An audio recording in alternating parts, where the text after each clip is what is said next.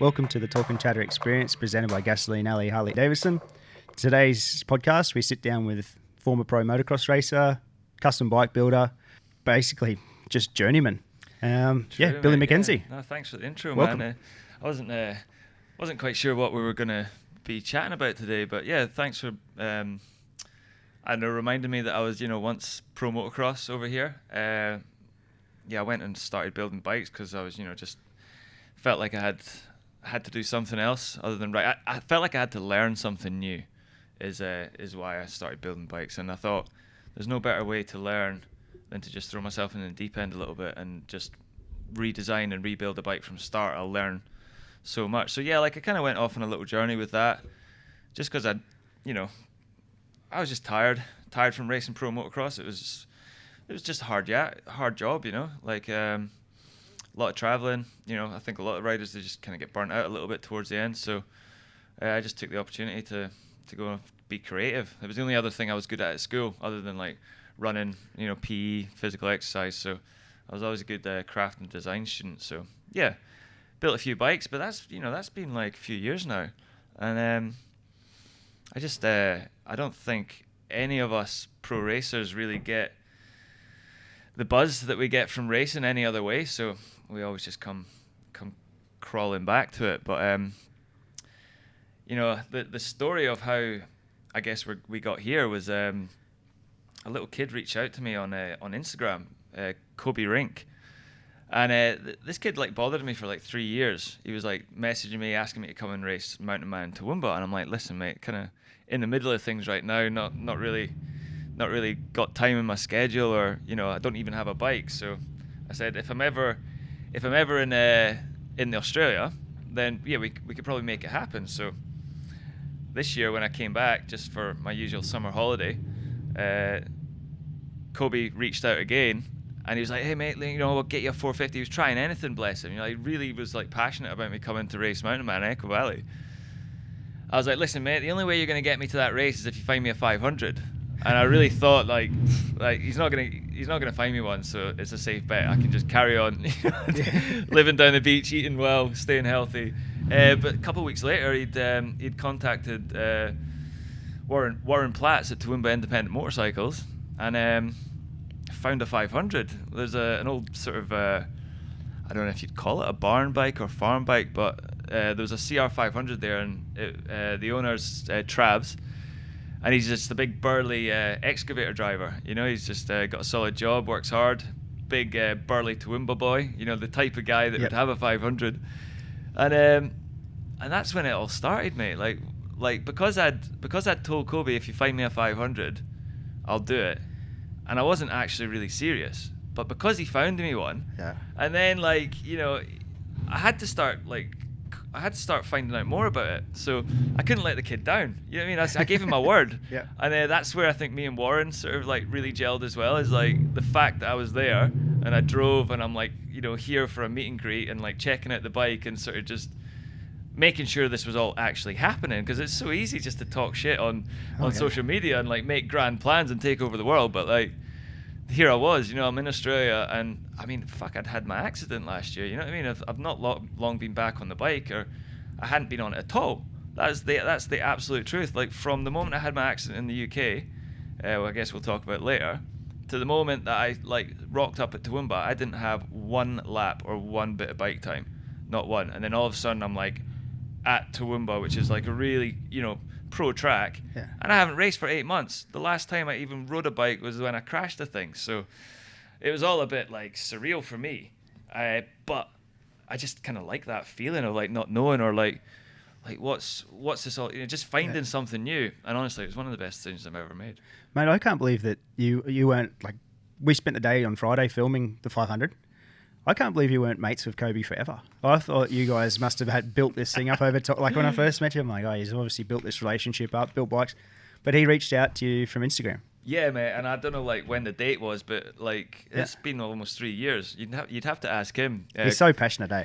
You know what? When you see a kid with that much enthusiasm, and the fact that he pulled a rabbit out the bag, with this 500, it's just it makes you just take notice. Okay, there's plenty of pretenders out there. Yep. There's plenty of people that are just like fans, which I maybe, he was in the beginning. Now he's like, I call him my team manager. You know what I mean? Just because I'm just like, I don't want to deal with the paperwork or anything that I need to about racing. I just want to get on the bike and let it rip. So Kobe's like really, I don't know, he's got stars in his eyes about like running teams, being a manager, like, and he's so young. And like the fact that he just did make all this happen with Warren, like we have to give Warren like full credit for doing like an immaculate restoration rebuild on a CR500. Like I had plenty practice back in the UK with Mark Eastwood, and I'd been tinkering around. And like I said in some of my Instagram posts, the 500 just has its own language. Like everyone wants to see it out there. No one's thinking about how they're going to gain from it after whatever. They just want to hear it fired up and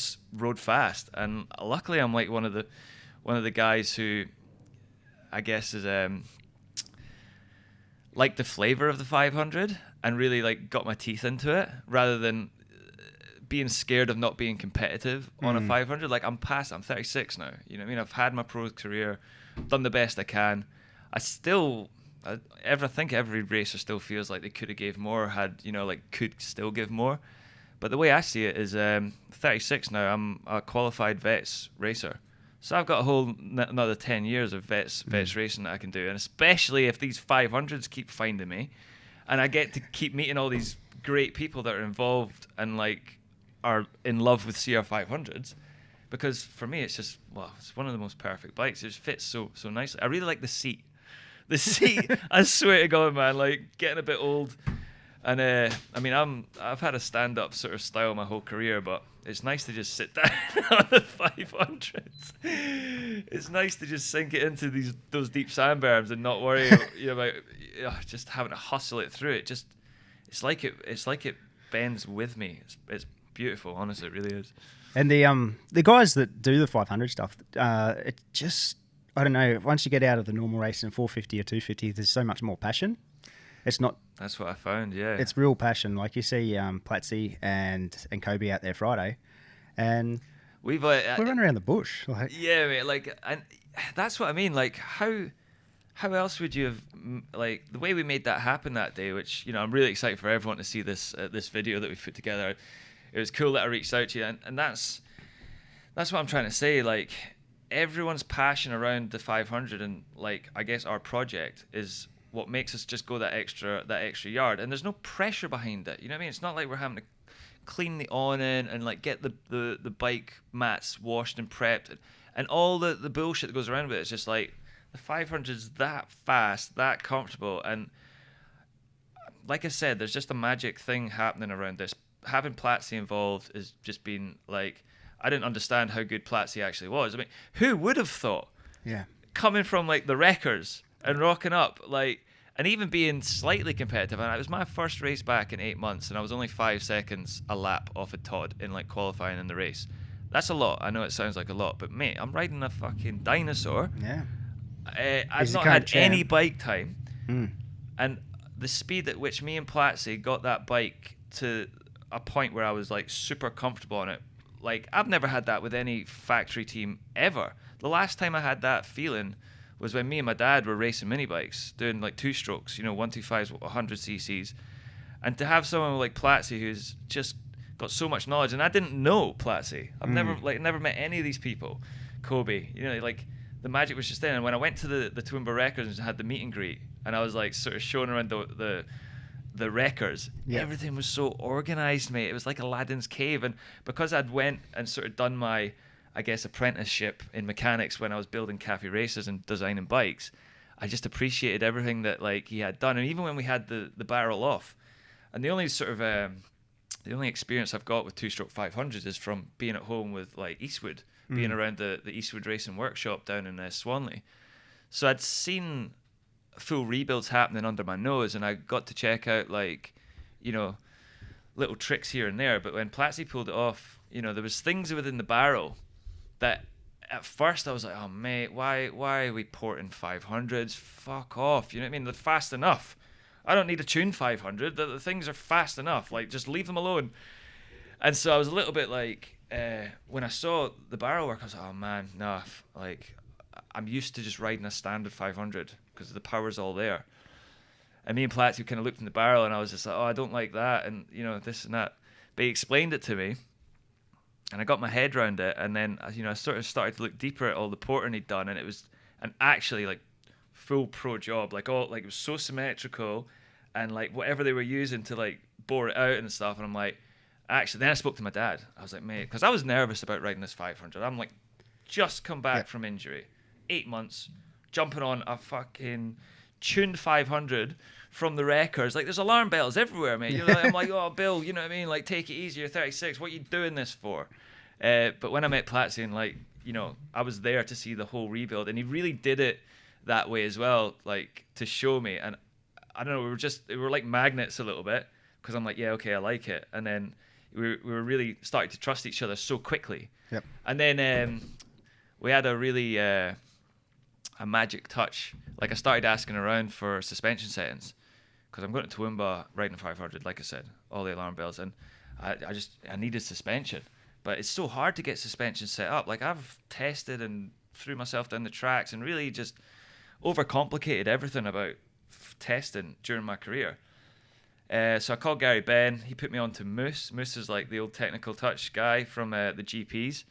And we'd worked together before, but we'd never quite nailed it. And so we were a little bit hesitant. But I just knew that he's done so many like people's suspension all around the Grand Prix, and he must have all the settings. So I just trusted him. I was like, mate, just get that suspension. I think Kobe ran the suspension from the wreckers up to the Sunshine Coast. Moose done it like in 2 days, and it was just lucky that he was in the country before he went back to Europe. Wow. It all just happened in like, there was no planning. It was just, everyone was, like I said, passionate about it. Kobe was there to do the work. Warren was taking a real interest in actually restoring a 500 because he loves it. And then I was just pulling together everyone I could to get the bike built together. John Tittman gave us some wheels, DEP pipes, which I mentioned to you in the car park. He's the exhaust manufacturer who's pretty much looked after me my whole life. So I was calling in favors, getting stickers sent from the UK, because I already had all my graphics designed for my UK bike. Because the plan is to go home and race the Vets Motocross the Vets Motocross Designations at Farleigh Castle again for Britain. And so there's no real schedule. You know what I mean? Yep. It's just like, I'm going with the wind a little bit. Like we said, like, time's irrelevant. It's just like, when it happens, it happens. If it happens, let's not like put any pressure on it. Let's just like make it happen. The same way that photo shoot came together. It came together in 24 hours? Yeah, about that. Yeah. Yeah, you know what I mean? But everyone jumped at the chance to go do it because there's a passion behind it. So I don't know where it's going to go. This is what we're here chatting about. But the fact is, like, when I get on that bike, I feel so comfortable, whether it be the seat, the suspension, the way Platzi's tuned the bike. It's just growing on me so much. And every time I look at you, like starting up like our video, I really can't wait for everyone to see this video. It's going to be pretty epic. It was a beautiful day in the deep, deep sand out in the border ranges, and we just nailed it. You know what I mean? That 500... That's the best he had that working as well. We really had the jet and tuned in that day. The thing just would not stop giving power. Well, how many times do you get a 500, a really tidy 500, private sand track, and probably in its best condition it's been in? This is what to yourself. I mean. It was perfect. A perfect day. Cloudy day. It was great. And, it's not like we looked at the weather. It's not like we tried to plan it around this or that. It was just like, it's on, boys. Let's go. Yep. And everyone just fucking jumped in. I left at 3:30 that morning, and I only went to bed late because me and Platz were up in the wreckers, and it's a motorcycle wreckers. You know what I mean? Yeah. It's not like it's the factory like team and like Yamaha or whatever. It's a legitimate wrecker. It's a legitimate bike wrecker, man. So we were there tinkering around, just doing like all the last bits, just tightening everything up, making sure the old girl was not going to shake, rattle, and roll. So I was there till like 10:30, and me and Platz had already done a night before, and I just love going up there, mate. Like, when I first came here and I had to live in Toowoomba with Troy Carroll, I didn't like it, mate. I was like, I didn't come to Australia to live in Toowoomba. So your first base when you came here was Toowoomba? Yeah. That's funny, isn't it? But I'd never met any of these guys. I only knew Troy, and because I was, just kind of new here, I didn't really venture far. It's not like I came to make friends or anything. I just was at the racing or down by the beach. And it's a real shame that I missed out on meeting these guys, because they all know each other, obviously. Toowoomba crew, they're all solid people. Yeah. But yeah, man, they're a real good bunch of blokes up there. And everyone who works for Platzi too is I get on real well. He's got like a right sort of skeleton crew. He does. He is such a good skeleton crew, you know, and everyone does their job, and like he's got customers coming in, and everyone's super friendly, and it's like it's a nice vibe. You know what I mean? I can just tinker away, clean shit, fix shit, tighten shit, yeah, and it's just you're not looking over your shoulder, like, you know, it's trying to hide what I'm doing. Mate. No, I've had a really good experience from it, so I guess that's why, like, yeah, there is chat that I might line this thing up at Conondale. Is it strong chat? Yeah, it kind of is. Look, we just need people to come on board, because like there's no plans yet. Like we're literally just freestyling, but you know, racing for free is not. You know, I'm not going to do that forever. I'm enjoying this 500, but I don't know. I guess I'm not sure, mate. I'm not sure if I line up for the first round. I probably want to do all the rounds. Yeah. But I don't know. Is it August 9th? Yeah, I think that's the new date. So we got 2 months, you know what I mean, and we'll wait to see this video drop. Yeah. But at least we're talking about it. That's the main thing. You know, what is it? Speak it, believe it, receive it. I think that people say that. Yeah. For Wayne's World, book them, they'll come. Yeah, you know what I mean. So Conondale's a real possibility. I would love to line up there, because I love the track. It's a full natural terrain Australian motocross track, one of the best. I think Toowoomba and Conondale are both definitely leading the pack. And good track for 500s. Exactly. Really good track for CR 500. I mean, if I'm going to have any chance of even being like, I don't know, I don't want to speak results, but I've proved I can get it off the start, and all I need to do is just gain a little bit more fitness, you know, rehabilitation as well. It's not like I've been unfit. I just haven't been doing a lot because I've had an excuse. You know what I mean? I've been resting my back, been getting a suntan, but whatever. And there's got to be other ones sitting in the shed that be good to get a few others out. Oh yeah, I know where you're going with this. Like, it's only an idea that I had, but me and Jay Marmont talk quite a lot. Yep. And I'm trying to get motivated to get back. There's quite a lot of old champs that are like keen to get back in the mix. We saw Mossie's come back out of isolation, whatever you want to call it. And it'd be good to see them back, mate, because they shouldn't have been done. I don't know what the real story is, but it's just talents like that shouldn't be kept down. Especially Mossy, you know what I mean? Like, Australia's missed out on two solid, fast blokes being at the front. And you know, I don't know, it's political, whatever.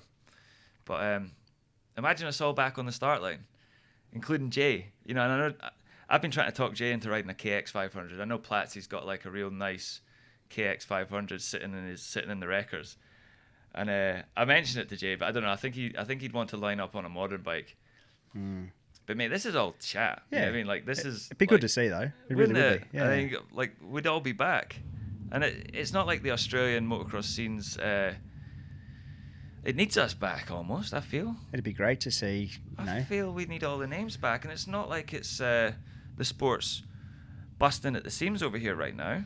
Like, it's not like you've got a full lineup of all like fast riders. Like, it would do well to see a few of the old champions back in. Like, McGrath used to ride for ages, you know, and especially these fun events. I think if I'm not locking down to a full national championship, if I can just do these select races, then that's no pressure for me. Yep. That's what's the fun thing about it. That's probably when I'd get the best out of myself as well, is not having to think about the end of the season. It always was like that, race to race, but when you are racing for a team, you feel the pressure and trying to get the results and the points towards the end of the season, you know. I was always better, I feel, when I was just like taking it race by race, not thinking about it at all, not going to like a hard packed track during the week because I knew I had a hard packed track race, not practicing this, just getting to the track, getting the bike out, learn the track. Yep. It's the same for everyone. Doesn't matter what I did during the week or otherwise, it wouldn't change a thing. You know what I mean? The more effort, the more I tried to be better and to work harder, I just burnt myself out more. It took the fun straight out of it. So it just became a job.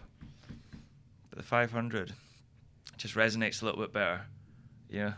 Definitely. Two a lot of strokes. fun. Sick, mate. How did you actually, like, how did you get into bikes originally? Oh, mate, yeah, that's a story we've probably been told a long times. But the short story is, I'm a first generation racer. Eh? No one in my family had bikes, nothing. So I look back on that now and feel quite good about it, thinking, you know, like, I did what I did being from a first generation, you know, like not having really the experience or the talent passed through the generations. It was just like, I liked riding bikes. And I got into it because a childhood friend, when we were like 5 and 6, he told me he was going to get a PW50 for Christmas because his dad used to have trials bikes. And me just being like a spoiled kid, I'm like, well, I want a motorbike. You can't have a motorbike and not have one. So I just bugged my dad, and I think eventually our parents talked to each other's parents, like, let's just get them bikes, you know, we'll take them up the field, and what harm can it do? And I think it was my mum that really pushed it as well, like, because my dad in the beginning was like, you're not getting a fucking motorbike. You're only 5. Like, shut up. You know what I mean? Like, never even thought about it. You know, he was a football guy, and like, he had he's got a business and stuff. So, but he was real technically minded. You know, I think I owe a lot to my success in the schoolboy careers just to my dad being shit hot on the bike, really getting like the best tuning, the best parts, well maintained. You know what I mean? He always took pride in building my bikes. You know, it was like a little hobby for him. And I think when he could see that I was putting 100% into it, then he like supported me 100%. I think we had that conversation when I was real young. He was like, you give me 100%, I'll give you 100%. And it was just like a common agreement we had, like base really. He was like, you got to do well at school, you got to behave, otherwise, you know, he kind of used it as leverage for me. But I was that addicted to riding motorbikes. You just wanted to ride. I didn't care. I'd do anything just to get on the bike, and he had that control. And he always made sure it was like the best bike. And did that burn forever? Like, was there a time that it sort of disappeared? Yeah, loads of times, mate. Especially with like a grueling world championship season and picking up injuries and having to ride through injuries. Like, there's so many. I've had a long career, mate. So yeah, you know what I mean, we could go into it forever. But I do remember when it got hard was when my last years over here in Australia. Like, I hadn't quite got that championship yet. I knew I should have lots of times.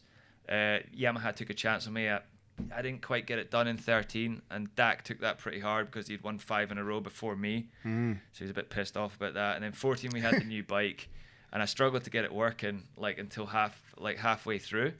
And then just as we did get it working, I had a big high side because literally we increased like 10% in power from like one race to the next. Wow. Because basically we didn't get the bike set up fast enough. It was new model, and I don't know, Dak was just being lazy, didn't get it to the dyno in time. I felt like he was just making me work harder. He was like just being a bit of a bully. Tried to set up an ignition. I didn't set it up very well at all. You know, we went to the first round and our bikes were shit. Me and Marmon could not get off the line. You know what I mean? So it forced Dak to get the bike back to the dyno. Then he brings it back after spending a load of cash with like a 10% increase in power. 10% is massive on a 450. And then just expect me to ride it. Like, if he'd done that from the start, I could have done all the New Zealand Championship on that bike. I could have had a good start to the season. I could have been riding that bike, but instead he just throws it at me. And I don't know what the reasons were. He was pissed off at me for, like, we started to butt heads, but I think it was one tag. I don't know what the track is, but I was like literally trying my hardest, trying to get back in the title chase, and had this massive high side. Shot me down the track on my face. My legs came like right over my back, and I cricked my back. And I wasn't sure quite what I'd done, but I knew it was just bugging me for the rest of the season. Anyway, I sucked it up, and you know what I mean, that was a tough thing. And I'm sure now that I've had a back injury, guaranteed I must have fractured a vertebrae on that crash. But I rode out to the end of the season, and I sucked it up. But I had so much baggage with me as well. You know what I mean? I'd brought my girlfriend over from the UK. We were doing that family thing, the house thing. I'd bought houses, I'd bought bikes. I had shitloads going. I was training. I was just doing too much. Yeah. And Daka wasn't making my life easy. Me and him were really just being dickheads towards each other. And so that just burnt me out. You know what I mean? I didn't have the support in the end. I only had like Brad and Gary in the team. And Dak didn't talk to me for like since Perth. We had an argument in the morning because I didn't make Super Pole, and those points were really important. And then he just started having a fit. Like, he saw the championship was like going. But I'm still trying to get the bike, you know, working. Anyway, we had an argument in practice, and he was just throwing too many options at me, and I was just like, mate, can you just shut up? Wow. And now, mate, like, it was the worst thing I ever said, and that's what he did. He shut up, and he's never spoke to me since. from that day? From that day, mate. So I'd done the whole second half of the season, and me and him didn't talk to each other once. You know what I mean? And he was just making my life hard. So anyway, it became a challenge. it became a challenge. You know what I mean? And luckily, I had the support from my mechanic and thing. But then he started bringing in like is it Jacob Wright, who was a real young hot shot at the time, because Jay wasn't doing any good. Me and like he was having a bad year, and I just remember he was trying to make Jacob beat me like so much. You know what I mean? He was really like he was trying to influence Jacob so much with all his DAC experience, which, mate, it pays off for some people. Yep. Didn't really work for me because I've just got my own way of doing things. And he was so supportive in the first year. He really was. Yep. But because I lost that championship, his attitude changed, and he just started bullying me. And I'm just like, I'm not being bullied, mate. But and you do like to blaze your own path, don't you? It seems that way, you know what I mean? And I can't help it. It's just the way I am. Like I've been and done what I've done. I feel confident in my ability. Yep. I just need the bike. Give me a bike that works and leave me do it. Yep. Don't tell me what gear to wear. Don't tell me to wear black shorts. He fined me $500 for not wearing black shorts at Coolum. Like, we really started being, oh, mate, there's so many stories I can tell you. Wow. But anyway, you know what I mean? He produces a good bike. He just didn't do it fast enough in 2014. We had a new model, whatever, but we got it going towards the end of the season, and I won that last round at Coolum. And that's with, I'm pretty sure I had like an injury all the way through from like halfway. And that's what broke me. I didn't want to be involved in the industry anymore. I seen the way Dak was acting. It was just all like the tracks were shit. We were going miles away, and I wasn't getting the support. I'm there by myself. I'm in another country by myself with my girlfriend, whatever. I need the support from the people around me. Everyone does, and it just wasn't like that. So to hold that all on my shoulders, and get the results that I did, even with trying to like test the bike mid-season, I think I did all right. And it was a bittersweet when I won that race at the last round, because he didn't want me to win that race. I could see it. It's good for the team when I do win it, but he had like Jacob going really fast, and I think he was just hoping that Jacob would have done me that weekend. But it was just a big mind game, mate, and I was like psychologically fucking over it. You know what I mean? And that's when I'm like, you know what, money's going down. I'm at the end of my career. That we're being honest, I was 30. There is a time thing, right? But I could have easily done another 5 years racing pro if I was just let to do my own thing, kind of like what Ferris is doing now. You know what I mean? Just have your own reign, just have the support, not have such a tyranny over the whole thing. Which, mate, it works for Dak. It has worked for him.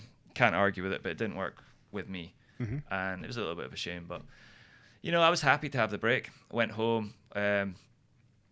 Cleared my plate. I had so much going on. Like, I'd been investing everything I'd earned into property my whole life. You know what I mean? All the properties I had to sort of go and like get a hold on, and just get back to like a level playing field where it was almost like I was starting a new life. Like, I was free to do anything, And so I did have a little ride here and there. I started working with Honda back in the UK. Dave Thorpe, a guy that I'd never actually got to race for, which in hindsight is a little bit of a shame, because he's the main man in the UK, 3-time World 500 champ. And now that I've getting in with Honda, like, we've all had our best days on Honda. Thorpe, Eastwood, me, Jones.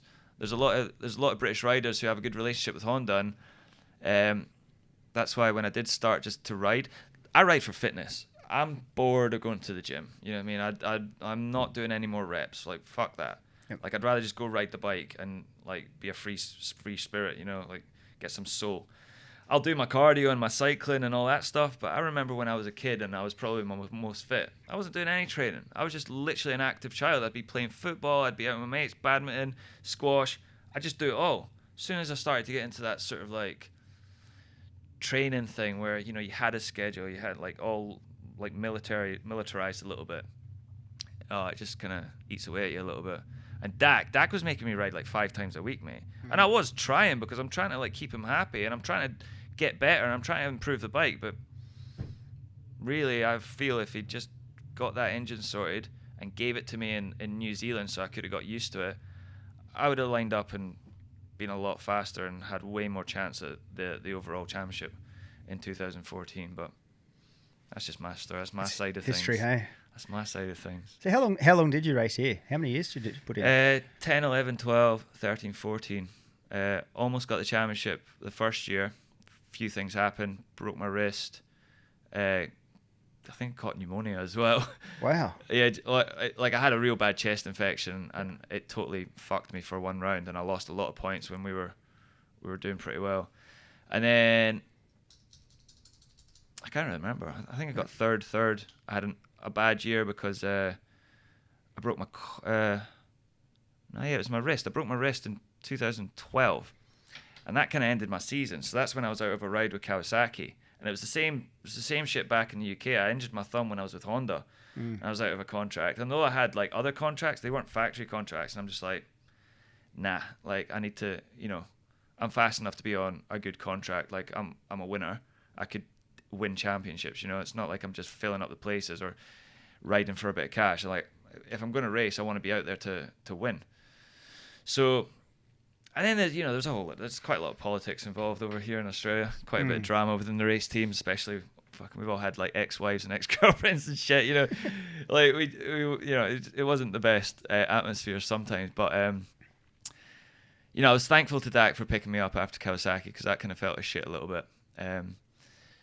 No, through no fault of anyone's really, but just trying to keep everyone happy and having such a big infrastructure, and that's why the total polar opposite of what I'm doing now is so free from my soul. You know what I mean? Like riding that 500 out the wreckers, it just makes for a good story. It just gets me excited, rather than having to wear my hat and fucking sign those autographs and do those interviews, and just be that professional. It's like no, this is my own gig now. Yep. You know what I mean? If we do rock up at Conondale, I've been chatting with Troy Carroll, and hopefully like his new Carroll Group trucking business, he might have a spare flatback trailer. So I was thinking, how funny would it be to rock up to Conondale with like one of those massive like road trains with only the 500 on the back, no like advertisements, no like awnings, no nothing. You know what I mean? Just the 500 like rocking in on this massive. So there's things like that. Yeah. Like just get me excited about it happening, and we don't even know if it's going to happen. That's what's even more exciting. But the fact that we're talking about it here on this podcast, the fact that I've talked to Troy, the fact that the 500 is just drawing in so much attention because there's a cult following for these things, two strokes. I think it would be a really good idea to do. But like I said, me, Kobe, and Warren, we just take it day by day. We know we've got the tool right now, that bike. Yep. We've got it dialed in so well with all of the sponsors that are involved so far. Everyone that's gave us a little bit of free product. Silkleen Australasia came on board, and I reached out to them just through Instagram. I was like, hey mate, I'm riding a two-stroke. Like, would you mind sending me some oils? I'll put a sticker on my bike. You know what I mean? That's what we used to do when we were kids. I used to love putting the stickers on my bike. You're lining them up, getting them perfect, making sure like they were clean and they stayed on there. That was my thing. You remember like McGrath used to have all the stickers on his lid, all the 500 bikes. They just they're just slapping stickers on. Yep. Brings that soul back. We need to make motocross great again. Pretty much. But that's so true, isn't it? It's the kid thing. It's like being a child again when you see those bikes even.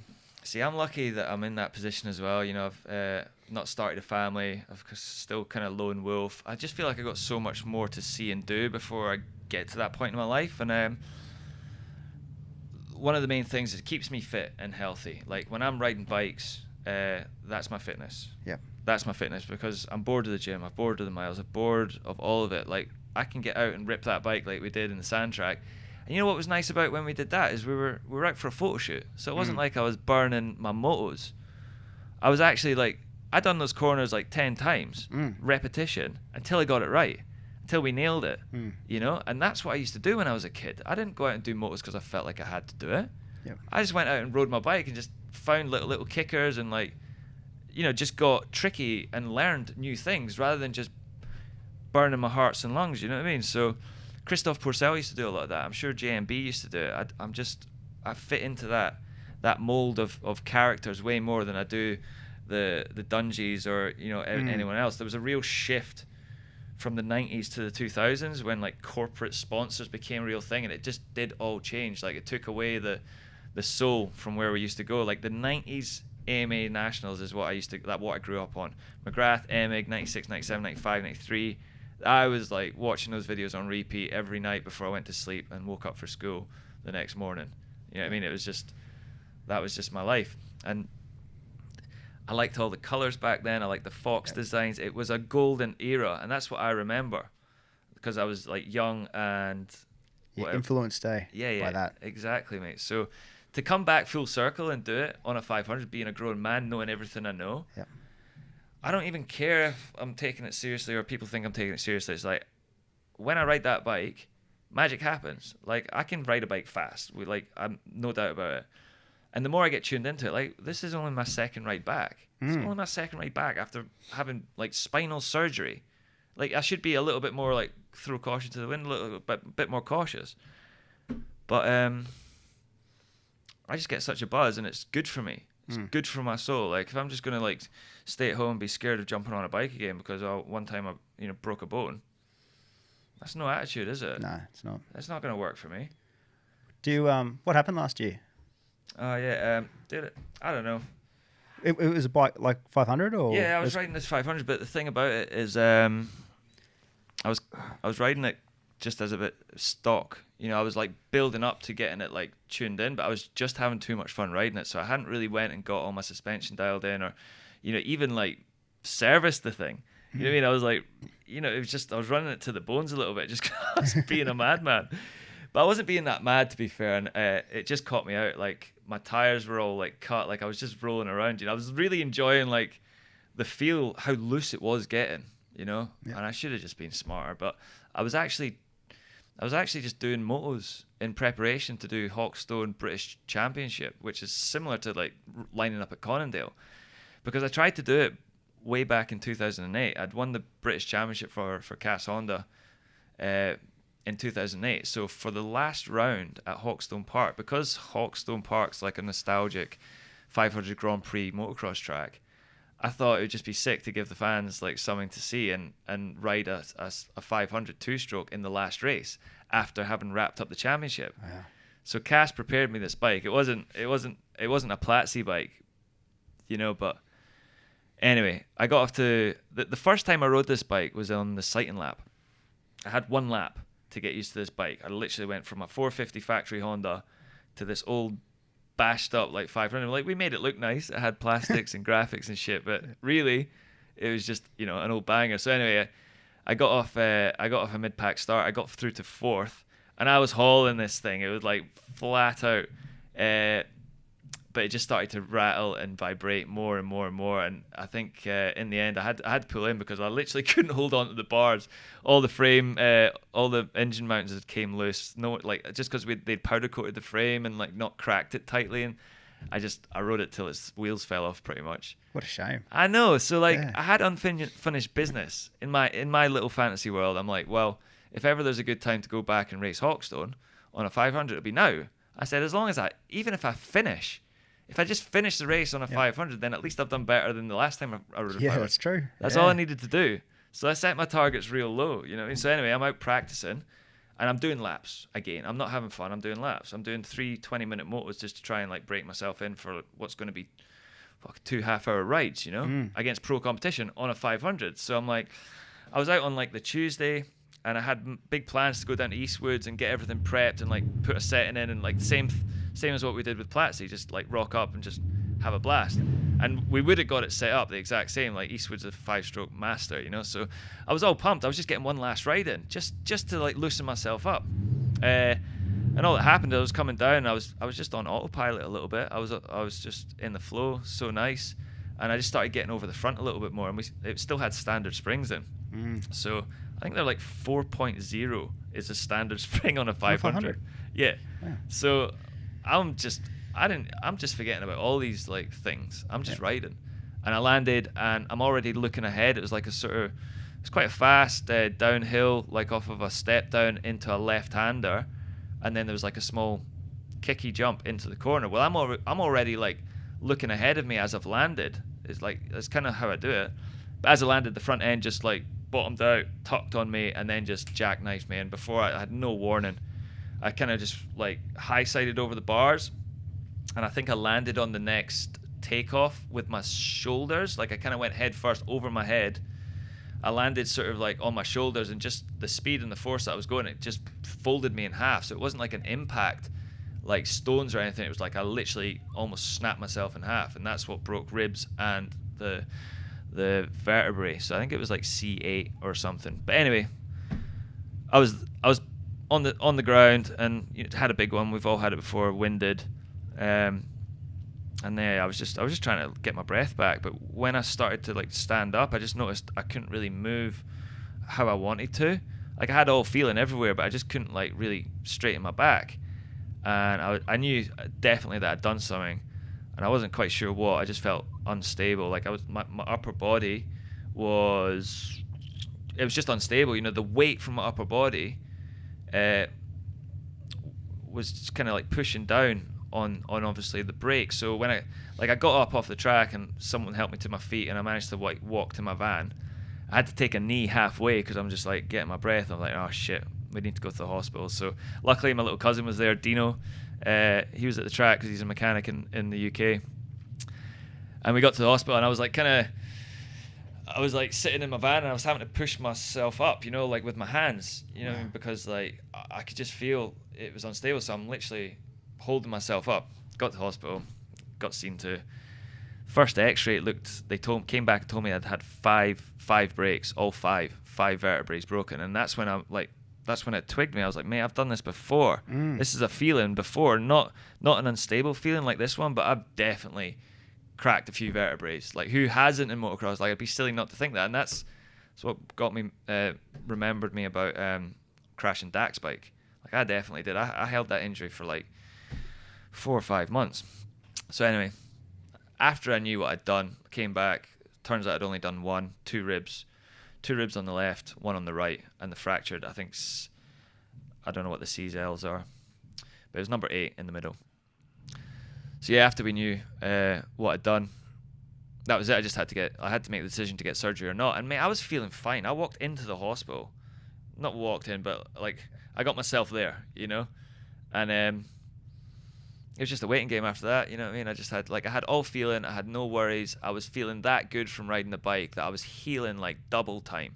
And because I was just carrying that positive wave through everything, like it's such a scary thing when you break your back. It's more people's attitude towards it. Like I knew within me that nothing was wrong because I had all the feeling. I wasn't panicking. I just had to trust a good doctor to go in and like make the surgery. And luckily in Scotland at the hospital I went to, this little kid came in. Because I demanded to speak to the surgeon. I've been in there 5 days and they were filling me full of morphine. And I hate fucking painkillers, I just didn't want to be in there. And I said to him, I was like, listen, it was the weekend and everyone's off on the weekend. So I'm just lying on my back. It's been 5 days. I have to lay flat. The nurses were going mental at me every time I tried to move and do this. And I got to day 5 and I was just like, right, nah, fuck this. I need to know what's happening. So I was like, said to the nurse, I was like, if you don't have a fucking doctor in here right now, I'm going to get up and leave. She said, no, you can't move. Like they were really like, panicking about me being too overactive. I was like, get him in here right now. Just like, let me speak to him. I want to know. And I think something did happen. And I got to chat face to face with him. And I just got a good energy from him. Same as Platzi, same as Kobe. You know what I mean? I was just like, yes, you're the guy. Because I've had plenty of other surgeons. I had my foot operated on. I had to go through 5 surgeons before I even like found someone who would try operate on a foot injury I had back in like 2003. So I was like walking around with a broken foot for like 2 months. Found a doctor, and it was just his attitude. Yeah. But yeah, like I said, that's what happened last year. Crashed that 500. Not being stupid, not being heroic, just trying to do laps in prep. And after I got the surgery, literally an hour after, the doctor came in, he was like, yep, surgery went well, you stand up anytime. And I'm like, this is the first time I've sat upright, and even then I'm like sitting with the bed. I'm like, really? He's like, yeah.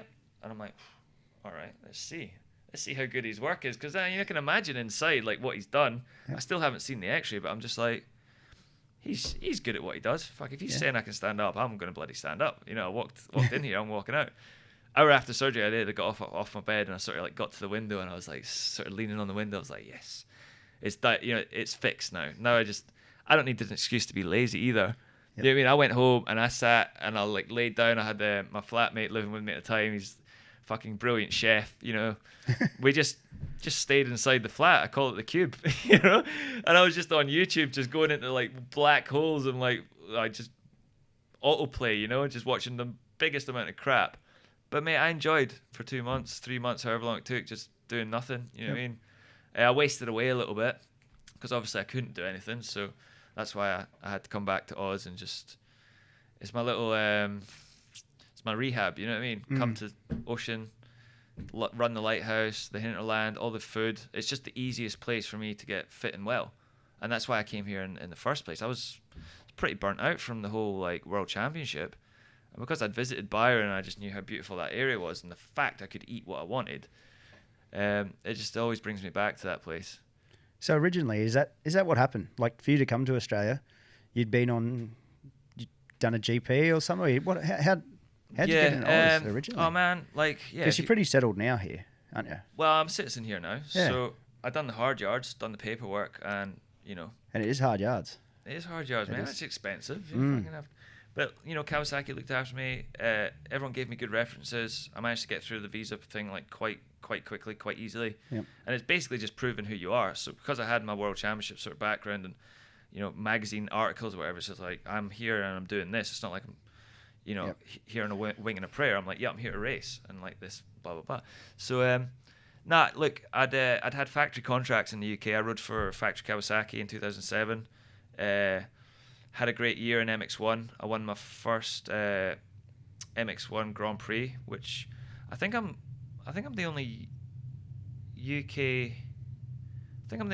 rider to win MX2 and MX1 Grand Prix overall victories. I mean, there's obviously a lot of good riders that have won multiple more, but like both. To do both. Yeah. I think Anstey's been the closest. He won MX2, but then he had a nations win at Matterley, which is way more special than my Japan win. But I don't think he ever got it across the line for an MX1 win. So that's a little flag I like to put. You know what I mean? Like as a first generation rider, whatever. You know what I mean? To do that, is pretty cool. Especially because I was a big guy on an MX2 bike. I raced for Steve Dixon Yamaha, same guy Ferris rode for when he was on Yamaha and got his Grand Prix win. Steve.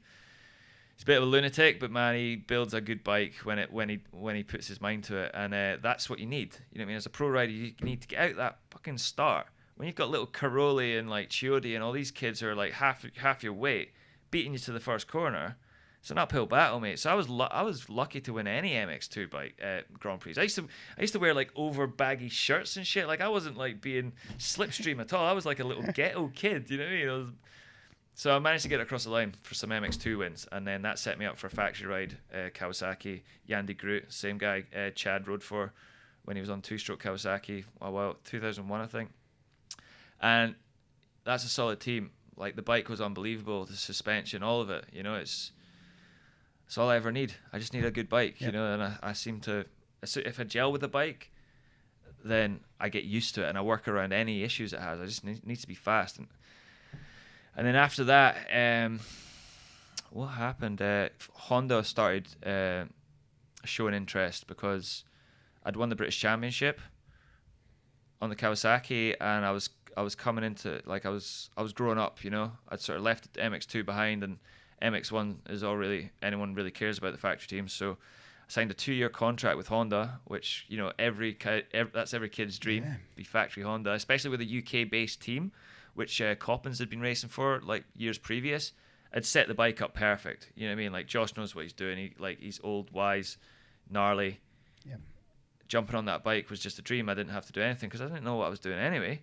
Like I lucked out with a factory bike, and we had a turbulent sort of like bike thing with Dixon.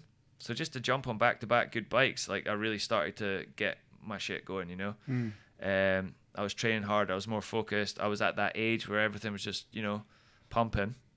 And so I won the British Championship quite easily that year, like dominated it on the factory Honda. I used to have this black 450 carb bike. The 2008 model was like easily the best bike. I'd like to still maybe jump on one of those bikes again. But yeah, I just ripped it up. Didn't quite make it over the line for an MX1 overall win that year though. So I'd won on the Kawasaki in Japan, and I was the first guy to win on the 450 bike. Because that was the first year of the KX 450. Yeah, it was. Yeah, so I was the first guy to win on that. So I used to do all my winning in Japan for some reason. People ask me about it, but I was pretty lucky to do it in front of the manufacturers. Yeah, good place to do it. And what I think about Japan is it put everyone on a level playing field.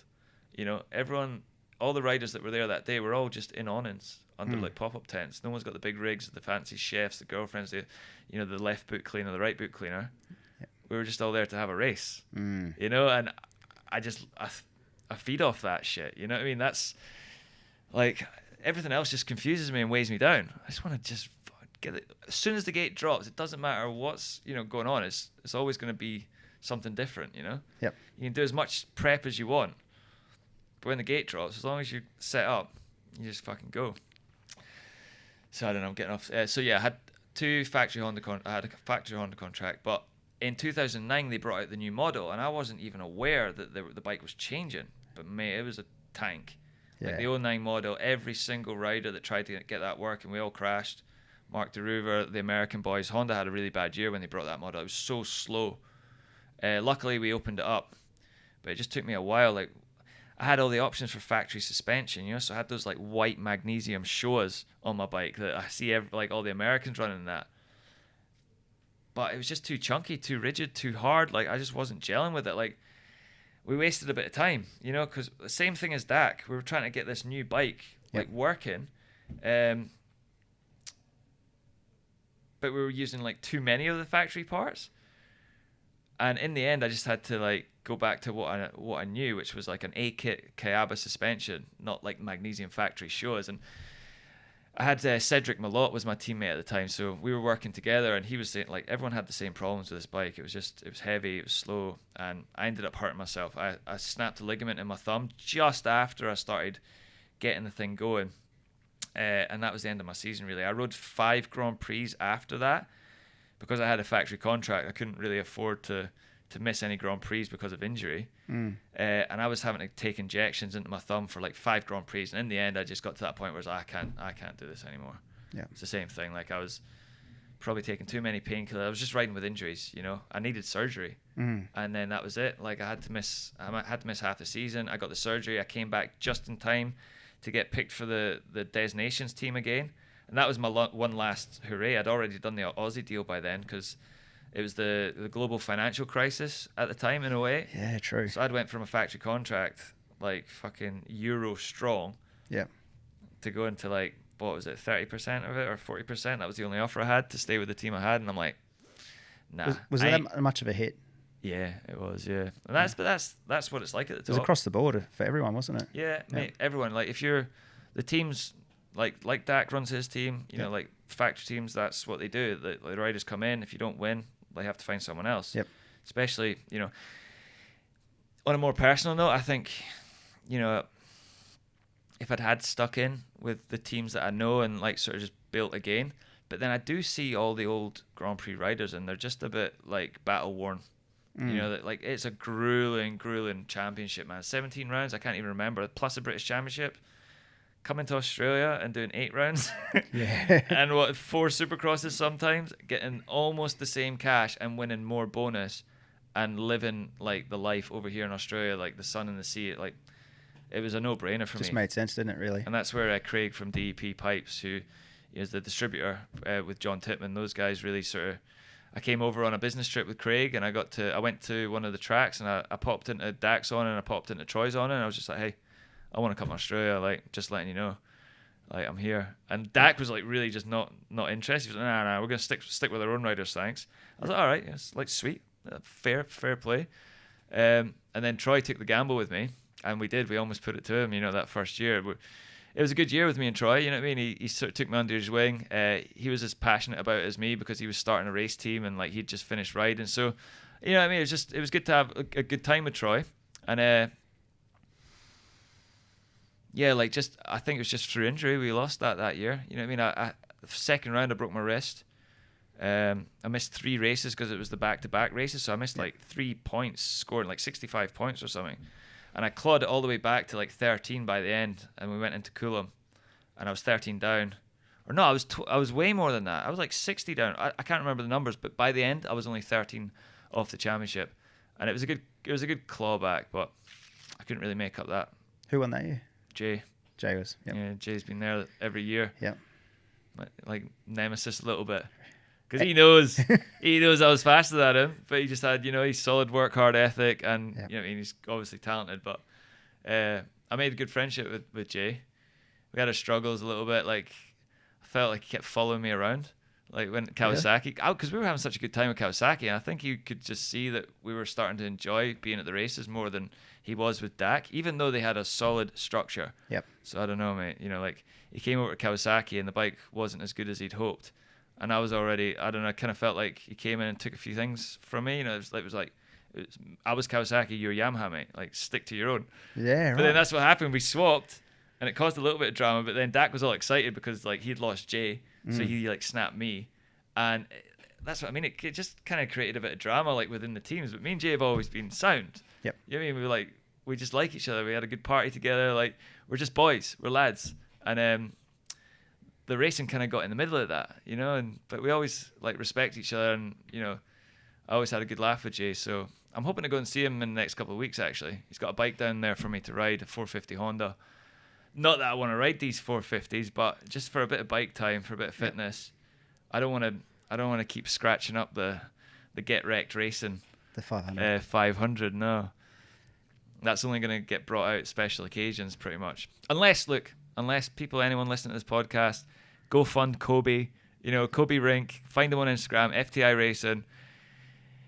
If you want to see me race this 500 at Conondale, we need to just create some race budget. We need tires, sprockets, chains, all that kind of crap. You know what I mean? Enough to get a barbecue and pay for some fuel money and an entry. I've already got a guy from Byron. You know him, don't you? Ferg from Highside. Yep. I met him just as I was cruising around Byron. Told him about the Conondale thing, and that's just what happens through chat. He was like, "Yeah, mate, I'll give you a bit of cash to go there." I was like, "Sweet, that's it. You're the first sponsor." Yeah. So I like that thing how it's just starting small, and whoever's going to get involved is going to get involved. You know what I mean? I don't want to go begging anyone or trying to like put my hat on and be like, oh, I'm going to be like a. If we go to Conondale on a 500, that's enough just to have a good time. Yeah. Especially Conondale, it's such a beautiful place, and hopefully Troy comes up with his big road train. Yeah, that'd be awesome. And then I think Platsy's even got like an old Ford Cortina like shell at the wrecker, so I was thinking about maybe putting that on the back as well. Mate, I'm just a dreamer. You know, I visualize this shit. I mean, it's a bit stupid. It would be a bit stupid rocking up with all that, but we'd have such a laugh. Yeah. And everyone who supported me, like, or become friends, more friends than bosses, they're all still frothing to see me like go up and rip this 500 because they see I still ride it fast. And from Toowoomba, it can get off the start. So who knows, mate? It's good that we're chatting about it. That's the main thing. Yeah, it's good to see. The so your plan down the track would be to race vets? Yeah, that's what I'm going to do. Just to stay fit and healthy, and just enjoy riding and just for fun. Just to keep to have that buzz. You know, it's good for the soul. Like I know how to ride. I've mastered it. You know, not many people like get to my level of motocross, so it'd be a shame to just not race just because like the industry like does my head in or whatever. Yep. Keep it all soul, keep it all passion, and the right people will come. And that's why even if we do just have to rock up to Conondale in the combi and Platsy's work ute, we'll do that as well. Yeah. You know what I mean? It's like whoever wants to come and have a good time. I'll put on a little show. We'll put on a barbecue. Like we'll have proper Australia feel to it. You know, not like an American feel where everyone's rocking up in big rigs and that. It's fine. It's cool. Like I'm glad it's happened. It's professional for the sport, but still, if we're going to Conondale, that's like glamping. I'm thinking about taking a load of hay bales on the back of this big flatbed and just having them like scattered around so everyone can just chill. You know, I don't know, mate. I'm thinking about it. I'm dreaming it up. Yeah. Kobe's up for it. Platsy's up for it. Like I said, even if we do have to just go there with a combi and a ute, might still be there, eh? And that's the other part, like hanging out with you guys. It's going to be a good time because, like just the other day, everyone's so chilled. There's no egos, no nothing. Amped up a little bit as well. Like, what about little Kobe running around with his GoPro? Was he annoying you? No, he's fine. I was thinking he's only in about 50% of the shots. But no, he was good. He's good. So it's same deal. You're passionate about it. I'm passionate about the other side of the racing video side. It's just good to see someone getting into because he's pretty fresh to the sport with passion, real passion, and he's trying hard. Exactly, and like I said, for him to just like throw this together on a whim and a prayer, pretty much, just finding the right people, knowing who to ask. Yeah, I mean, fair play to him. Fair play to him. 2008 450, was that your best bike? Yeah, I'd say so. Yeah. The factory Kawasaki was pretty close. Yeah. 2007 factory Kawasaki. Like we went to Japan, everything tested that. Did you? Tested frames and shit. Yeah, like went like real deep. Me and Christoph Purcell were not teammates. He was MX2 at the time, but we were both factory Kawasaki. So we were in Japan together, doing some tests, and that was quite a cool experience. Just watching the bike get stripped and rebuilt in a matter of like under an hour. Oh, really? Frame change, you know what I mean? Yeah. Just seeing everyone go. So went to the Kawasaki factory and stuff. It was really cool. But the Honda was like a beast. Yep. Carby 450 2008 Honda. You ask any pro rider if they rode that bike, they'll still say it's the best. Mark DeRuver loved it as well. Me and Mark. Mark was factory Honda for the Italian Martin racing team that year, and I was factory Honda for the Cass racing team. And we both had good years. I think he won a Grand Prix that year. I was really close to it, but I kept making stupid mistakes. Like 2 laps to go, I was known for it. I just lose concentration. Like a lap to go, crash or stall it or just do something stupid. I think the Nations that year, we'd secured a podium spot. Wow. And I'd had the race of my life on the 450. I'd come from 13th up to 3rd, past everyone, like around Donington Park. And that was it. I had the podium. I didn't know. I just saw Nagel in front of me, Max Nagel, and I was still going. Yeah. So I was just pushing myself. I wasn't thinking about the result, and I ended up stalling it with like 2 laps to go and couldn't fucking start it and brought it home. And Team GB lost the overall podium that day. But that bike was special. It was it still had a comfortable seat. You know, it's like the last of the models where the seat was like semi-tall and comfortable. And the carburetor, 450 carburetors, those things are snarly, you know. The fuel injection, they're a little bit zippy. Because 2009 was the first of the injected CRF, wasn't it? Yeah. That's right. Yeah, it was just clunky. Yep. It was just a weird power. Yep. You know what I mean? I ride with a lot of momentum everywhere. I've sort of been studying Everts a lot, and there was just a moment when I learned how to ride a bike better. And after that, it was just like 1%. It's like keeping my toes on the pegs and just using my legs and standing up more. And the 450 Honda really allowed me to ride in that power. Like James Stewart had the same problem, man. You see a lot of the riders when they switch to those fuel injection thing, the riding style changed. It wasn't so much like rock and roll momentum 500 stuff. It was more like brake power. Like it just closed it right up. Yeah, nose it in, power out. Dude, watching James Stewart ride that 07 factory Kawasaki. Oh my god, him and Carmichael, like those things were just off tap, and that's what I mean when you're riding those big long corners and you're able to just pull that higher gear rather than have to change down. So you can catch the power in the mid-stroke of the engine. Like I was always riding that mid-range meat power, and the 450 Honda just had the broadest spread of that power, and especially because the thing was tuned to the death. You know, like we had the best pipes and the best porting. Like it was factory, and it was like modified by the British team as well. So it was like my own, and that's what happened. Like we literally in 09, we just kind of trusted that the factory was going to send us all the bells and whistles, and it just wasn't set up. And I kind of just trusted that I was going to be like on a factory Honda. I thought, well, that's it. I mean, I'll fucking jump on a factory Honda. It's going to be easy. Yeah. But no, it wasn't. I had to retest everything and make it my own. And is there a point where there's too much development? Yeah, like fuck. We used to test tires like down in the south of France for Dunlop, and like back then, because I was so young, I didn't know what was going on different in a tire. Yeah. You know, like the sidewall and this and that. Everyone's trying their hardest at Grand Prix level. It's World Championships, so there's a lot of money being pumped in, and the technology is mad. Like I've been at Mikel Rinaldi's workshop, and they've got separate RD departments. Like they put Jan de Groot was a magician. Like everyone's got their own touch. Same as I'm feeling like with Platzi. Yep. Everyone's got their own touch. So the development, what was another thing that ruined the sport for me is when they came out with air forks. Man, I could not ride with those things, and no one could. I watched Villapoto have bad season. I watched Trey Kennard fucking kill himself. I watched Reed go through the mill, Dungey. It put everyone back a year so bad. And watching Stewart trying to get that new backward Yamaha engine thing working the first year, mate, he almost killed himself so many times. Like, that's why you have to develop. Like, you know, like if they're bringing out these new modern bikes, we're just test pilot. We're just guinea pigs, mate. We're just trying to get that thing better. And everyone's working together. Like, Japan's working with Rinaldi. Like, they all work together. But when we've got such a nice package and then have to do that, like, I guess that's what we're paid to do, but it takes the eye off the prize a little bit. And it does become a job. Yep. You have to get to the track and test the parts and do this, and it's like, oh man, when's it going to be better? Or when's it going to work? This and that. And so that's when it takes someone with experience, like I feel like I've got now that I've got like all that experience, I feel like I'm knowing a little bit more what I'm doing. Like me and Platsy set that thing up so sharply, but that's because I went to the UK and I had all those hours in the Eastwood Racing Workshop. I kind of knew what I was talking about. But the 450's got a lot more going on. Fucking ignition curves and all this and all that. The 500 two-strokes just like spark bang. Yeah. You know what I mean? 4-strokes, they're just trying everything.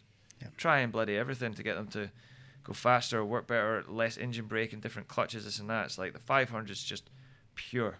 Raw. They did not change that bike from 1990 to 2001 because they couldn't make it any better. And for me, like steel frame, everything. It moves with me. And because it's just got that power anywhere, because I can ride it well, that's just what's keeping my interest perked up right now. Okay. Nations. You'd have to be proud. What was it? 5 times? 5 times? 6, I think. 6 total? Yeah, first one was 2004. So I was like 4, 5, 6, 7, 8, and 9. 4, 5, 6. Yeah, 4 was Lear Up. 2005 was Ernie. I was on a 450. Yeah. I went from MX2. I was jumping around. 2006 was Matterley Basin when Everts had his last race. Beat Stewart, that one. I was on a 450 there as well. And then 07 was Budds Creek on the Factory Kawasaki. 2008, Donington. The one at the race I just told you about where I fucking lost us the podium. And in Donington. I know, of all places. Yeah. I know. The guy that was most pissed off about that was Mark Eastwood. He was our team manager. The guy that I've done all the 500 tests with. At that time, he was our team manager. And he loves it a lot. You know what I mean? He's real passionate about the sport. And just because I'm known for making these stupid mistakes, he held it against me for so long, mate. When I started like down there working with him, he remembers it better than me. Like I do forget about it quite quickly. I'm just well, fuck it, you know what I mean? Like the race is the race. I wasn't thinking about the overall. I was just having my best race, and I was having my best race. The crowd I was just getting into it. You know what I mean? The crowd were so behind me because obviously on the microphone they're telling me like we've got 3rd place and Mackenzie's coming through, and the commentators are brilliant back home. You know what I mean? They've been at it for a long time, and so I was just in the zone, in the high BPM zone, and I couldn't come down. I just wanted to keep going. I saw 2nd place ahead of me, or 3rd. I'd already passed Coppins, and passing Josh you feel good because he's a legend. You know what I mean? I was in racing that season with him in, I think it was 07 when he got so close to winning that championship and he broke himself, and he was dominant, man. He was dominating Grand Prix. You know what I mean? We're all in there. I managed to get one where I dominated in Japan, but he was right there. He was like 2nd place pushing me. Yep. So when I passed Josh in 08, I'm like, hell yeah, I'm going fast. Yep. I'm going to, like, Nagel's right there. I've got all the momentum with me. I'm riding my Honda, riding number 13 on black. You know what I mean? Feeling good because I've got all my kit match. I got Des Nations colors. You know what I mean? Like I said, it was just in the zone. And I think I remember I just looked back because I think the Daika was behind me. And I overjumped, and then just like I was in too high a gear because I was riding those big tall gears on the 450, you know. I just went, pooh. I was kicking it, mate. I'm trying to kick it in gear because I'm fucked because there's only 2 laps to go or something, and I'd made a run through everyone. I'd passed them all. I was having a really awesome race. I'll need to rewatch that race somewhere actually now that you've reminded me. But then Nations are a buzz. Yeah. And you know what? One of the best nations I've had was the Vets Des Nations. Like when I got called up because I was on the couch, you know what I mean? I'm doing nothing. I was over everything. I had way more shit going on than motorbikes.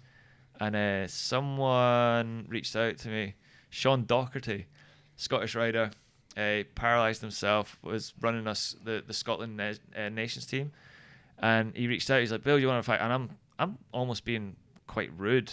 Thinking back now, I'm just like, mate, I don't want anything to do with it. Like, nah, fuck off. Can't be bothered. And he's like, oh, come on, listen that. And anyway, found me a 500, same way Kobe did. And he's like, just put it under my nose a little bit. I'm like, all right, fuck, all right, I'll ride it. Yeah. And then as soon as I got on it, I'm just like, oh no, it's pretty fun. And so I got to meet the owner of the bike, and same thing that happened here. You know, like the 500 is not even mine. It's not even mine over here. It's Travis.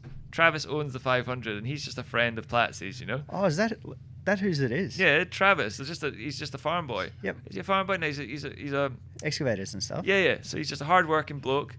Had a 500 in milk crates round at Platsy's. Yep. To one day get restored, and it just so happened Kobe just was like, hey, I've got a pro racer wants to ride a 500, have you got wow. That's how it works. So I've had to meet Travs. Yeah. And Platsy was winding Travis up saying, mate, you know as soon as like the gate drops, Billy's just going to ride this bike straight out the gates and fuck off on it. Like he's going to steal your bike. It's coming to so this guy was like looking at me strange, like, because who does this? Like, who just rocks up? Like, no one could really believe that it was happening. Me, myself included, Kobe, Warren, we're all like meeting and greeting, and we're like, and all this stuff's arriving, and it's last minute. Like the pipe's coming, we finally get spokes, rims, and wheels. Like it all just took too long, and it was like fucking last minute. And Travis is there, and like he just can't believe that this is happening to his bike. He's just like, but of course you're gonna let it happen, aren't you? You're getting your bike fully restored at like no cost.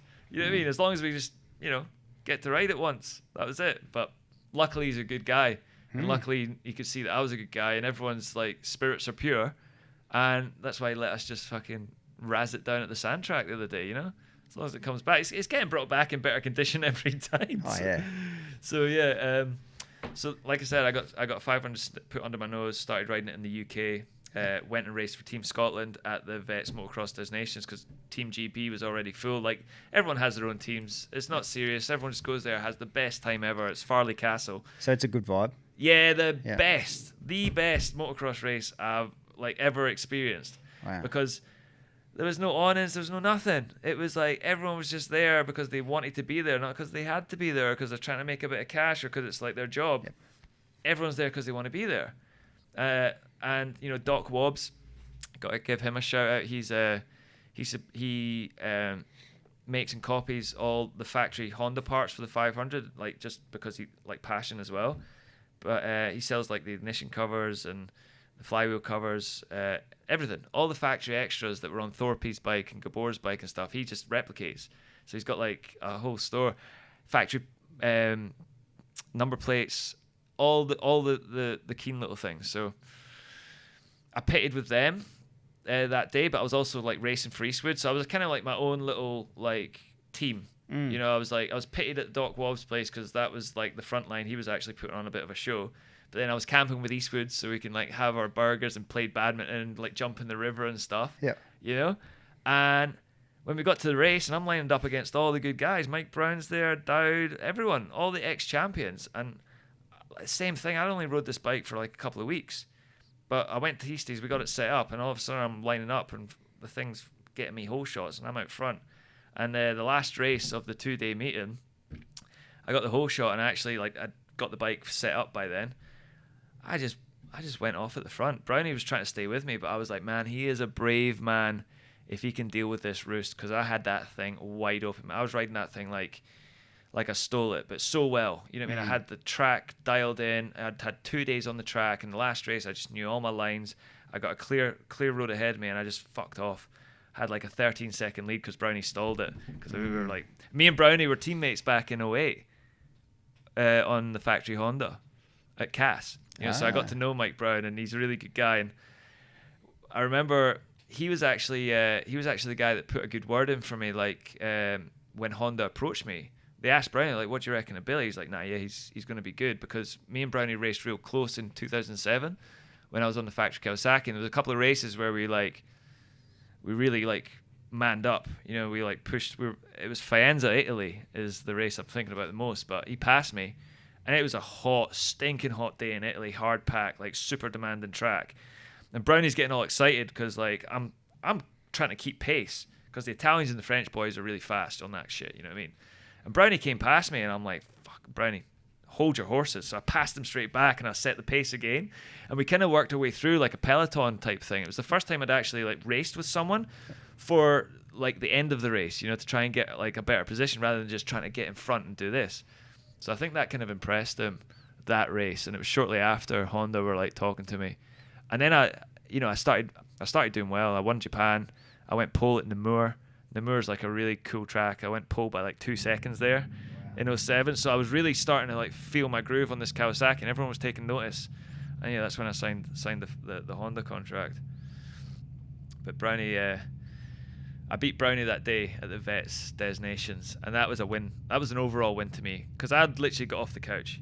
That guy had been racing everywhere, albeit he's a lot older than me, and like everyone's a lot older. Like You're just in the Vets class. I'm just in the Vets class, you know what I mean? But you know, to beat Brownie around that track, especially because he is such a legend, and the way I did it as well, like I just had one of those magic races. Yep. It was like Japan. Like sometimes when that gate drops, it just happens for me, and there's like I'm so intense at the start of the race. Not many people can stick with my speed, and Brownie tried his bloody hardest, but we pulled like 15 seconds on everyone. Wow. On everyone. I mean, I know they're all like with Kurt Nichol in there and all the old boys, but I mean, I didn't have any special parts on my bike. It had standard suspension, although revalved. It wasn't like I'm putting factory forks or different triple clamps. Like my bike was a legit legal 500 bike for that race.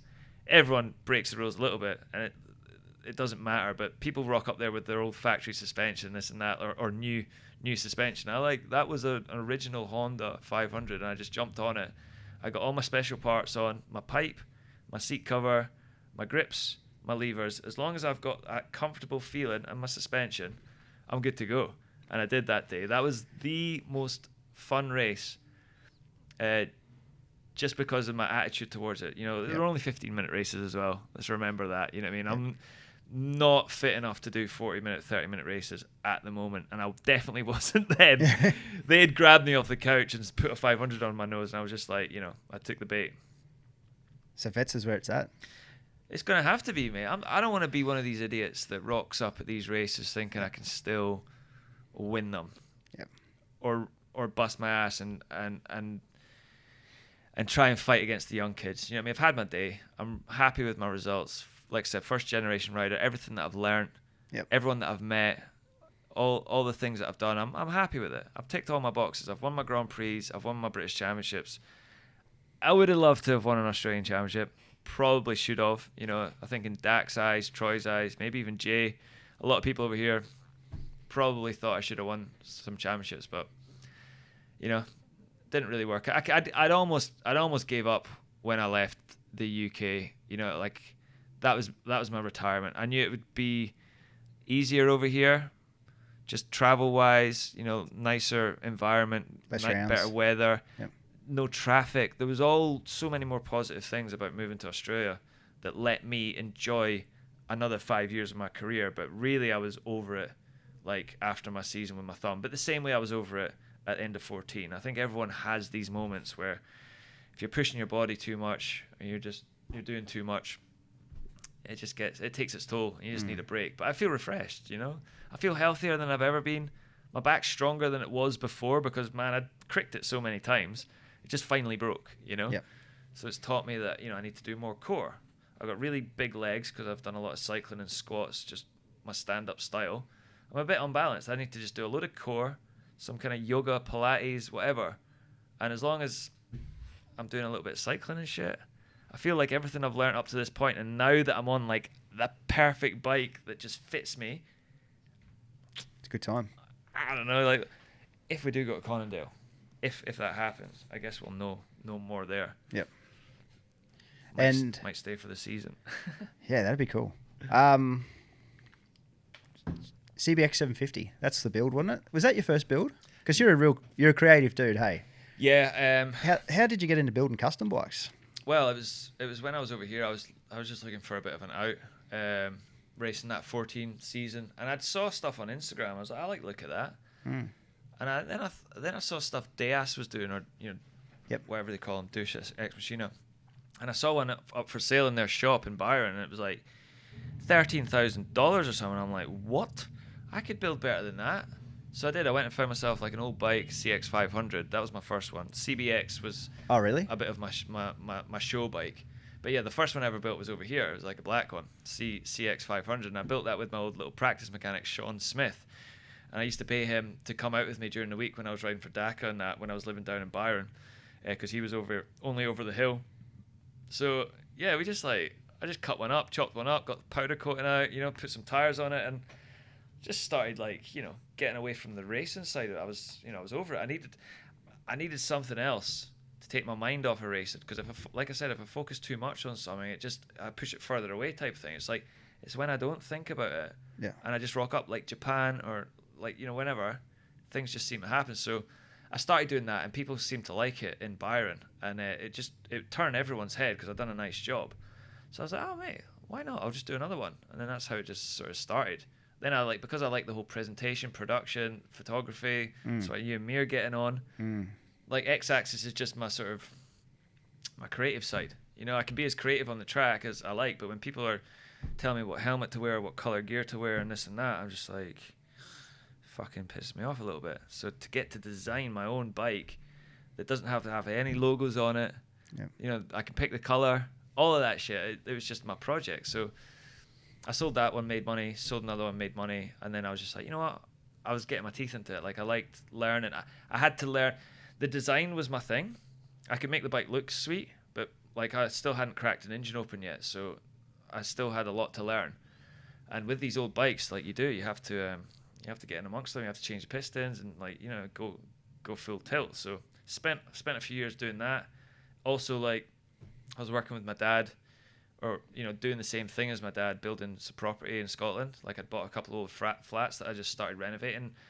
It was just another thing. It was just a way for me to learn new skills. What does a motocross racer do when he finishes? They all go coaching, or they all go something. Luckily I'd been smart with what I'd earned, and I'd put it into bricks and mortar, that I didn't have to panic and put my coaching cap on and say, right kids, I'm going to be Billy Mackenzie MX coach, because I don't have the patience for it, really. I don't think I do. I'm happy to help anyone who wants to come over and ask questions and that, but I even feel bad going out for a day with someone and charging them X amount. I wouldn't even know what to charge someone for me to just tell you what to do during the day, because you're going to forget it as soon as you go, or at least I would. I never had any coaching, no training, no nothing. I was like monkey see, monkey do. If I saw something on TV, like McGrath, Emig, all those boys, then I'm just a repetition guy. I go down the track and I just bust the corner until we got the shot, as you experienced. As we did, yeah. That's what I used to do every time. I used to go back, watch the footage, and feel good about myself. And that was my little buzz. As long as I was, like I said, being active, staying fit, that's all I needed, really. Just go out and have fun on my bike, not punish myself, not do a million laps, doing lap times and with the pit board and having to test ignition settings. It was like a Rubik's Cube, that Vortex ignition Dax sent me. It had 10 it had four dials, 3 dials had 10 options. So think about that combination. I went out every day and tested every combination against the clock, just trying to get it to work, when really all I had to do was go and put it on the fucking dyno and pay the man. So I'm pissed with Dak about that. He still hasn't spoken to me. Yet to speak to him. Conan Dow. Yeah, I'll pull him aside. Have a little chat. So what other bikes are you going to build? Oh, well, have you got other plans? Yeah, you've got the new one. I'm flat out back home. Yeah, I'm actually getting shit from Craig, DEP, the pipe guy, because I've got 2 bikes around his house.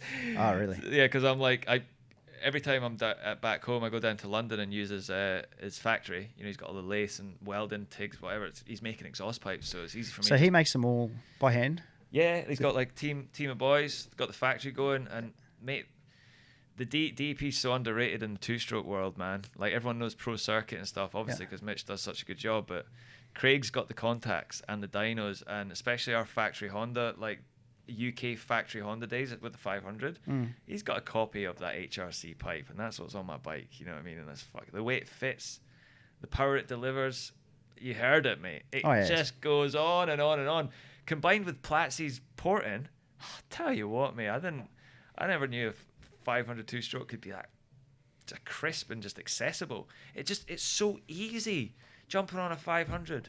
You can just tweak it in. Like the feel. I just have such a feel for it. I can just get it set in so quickly. Like the 4-stroke, sometimes I got lost. You know what I mean? And trying to put maps down and like start devices and like start ignition maps. Like it's too complicated. Yep. 500 is the most uncomplicated like racing experience I've ever had, especially with my attitude towards it as well. Yep. Because we've got such freedom around what we're doing.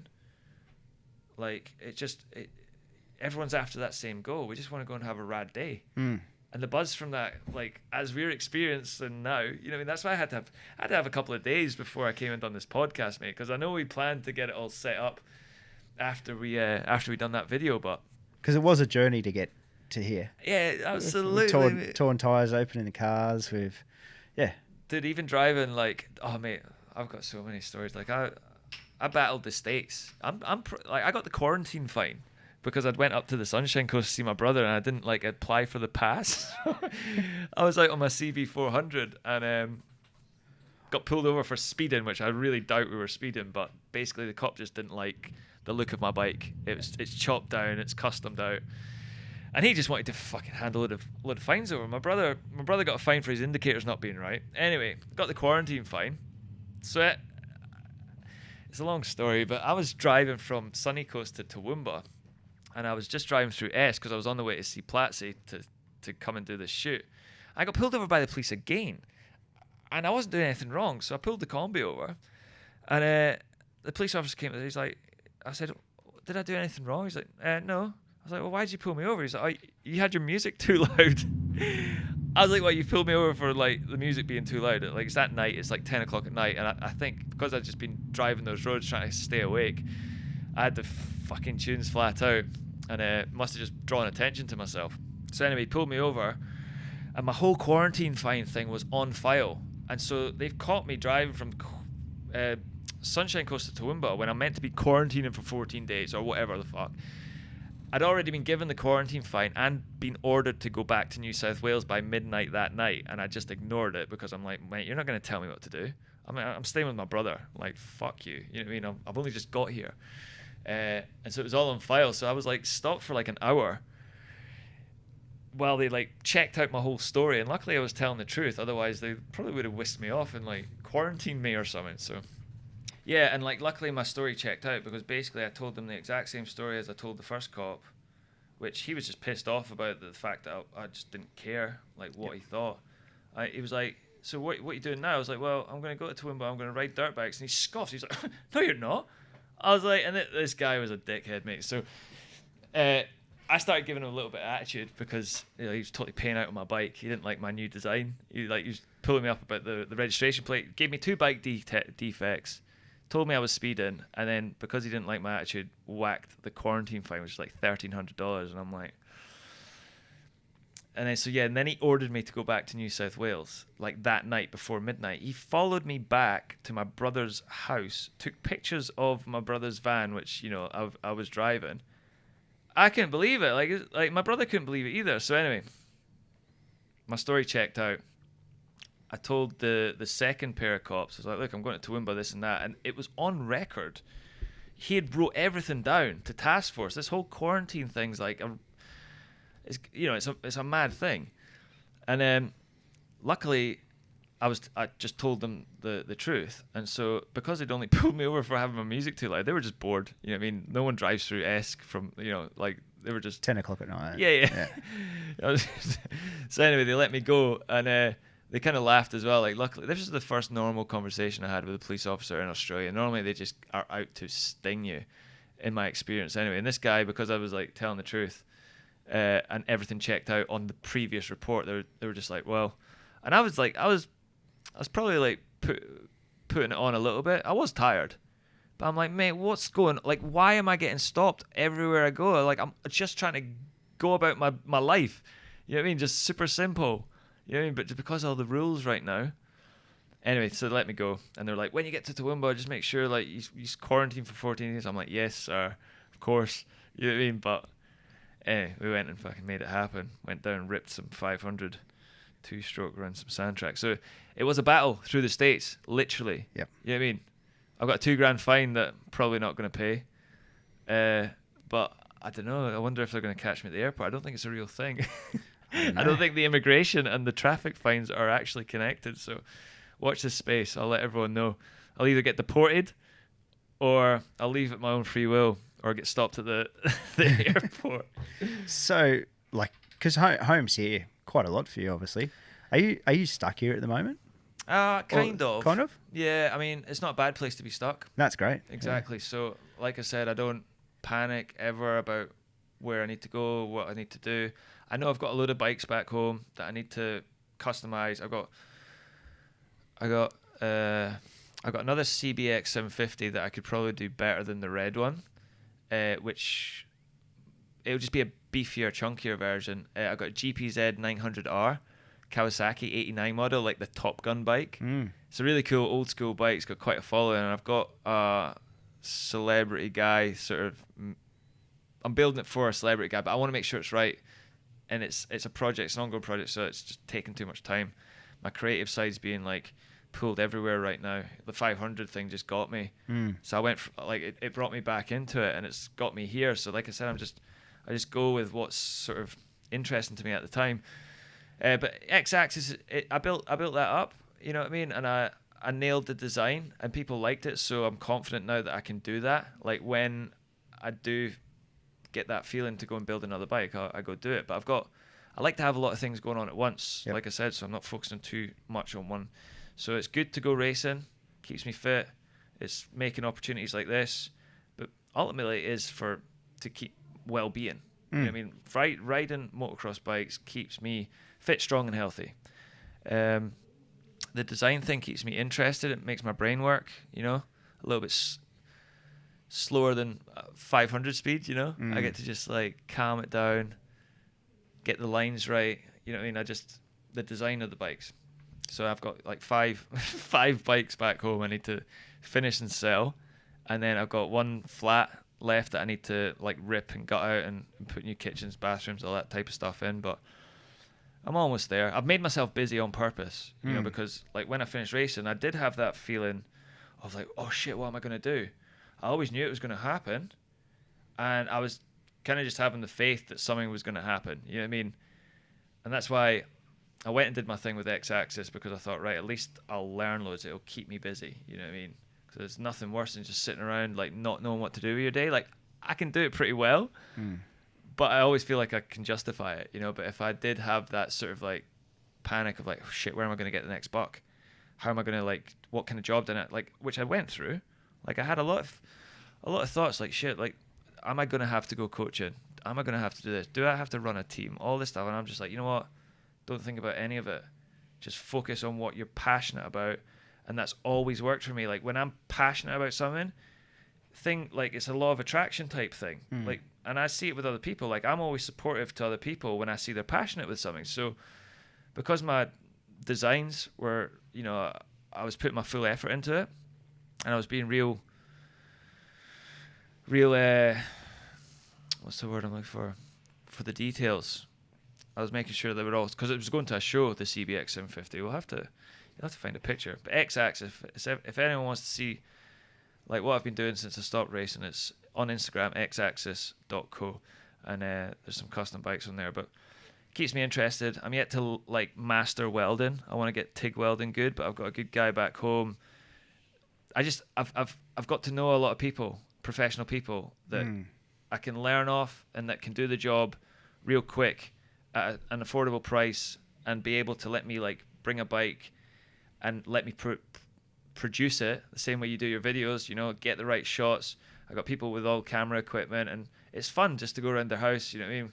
We have a few beers, we get the cameras out, and we spend hours in there just like, you know, getting the lights in different positions and just getting all the details. Because it's, I mean, you can see the details close up even with the bike, but to get that style across online, it takes a bit of prep.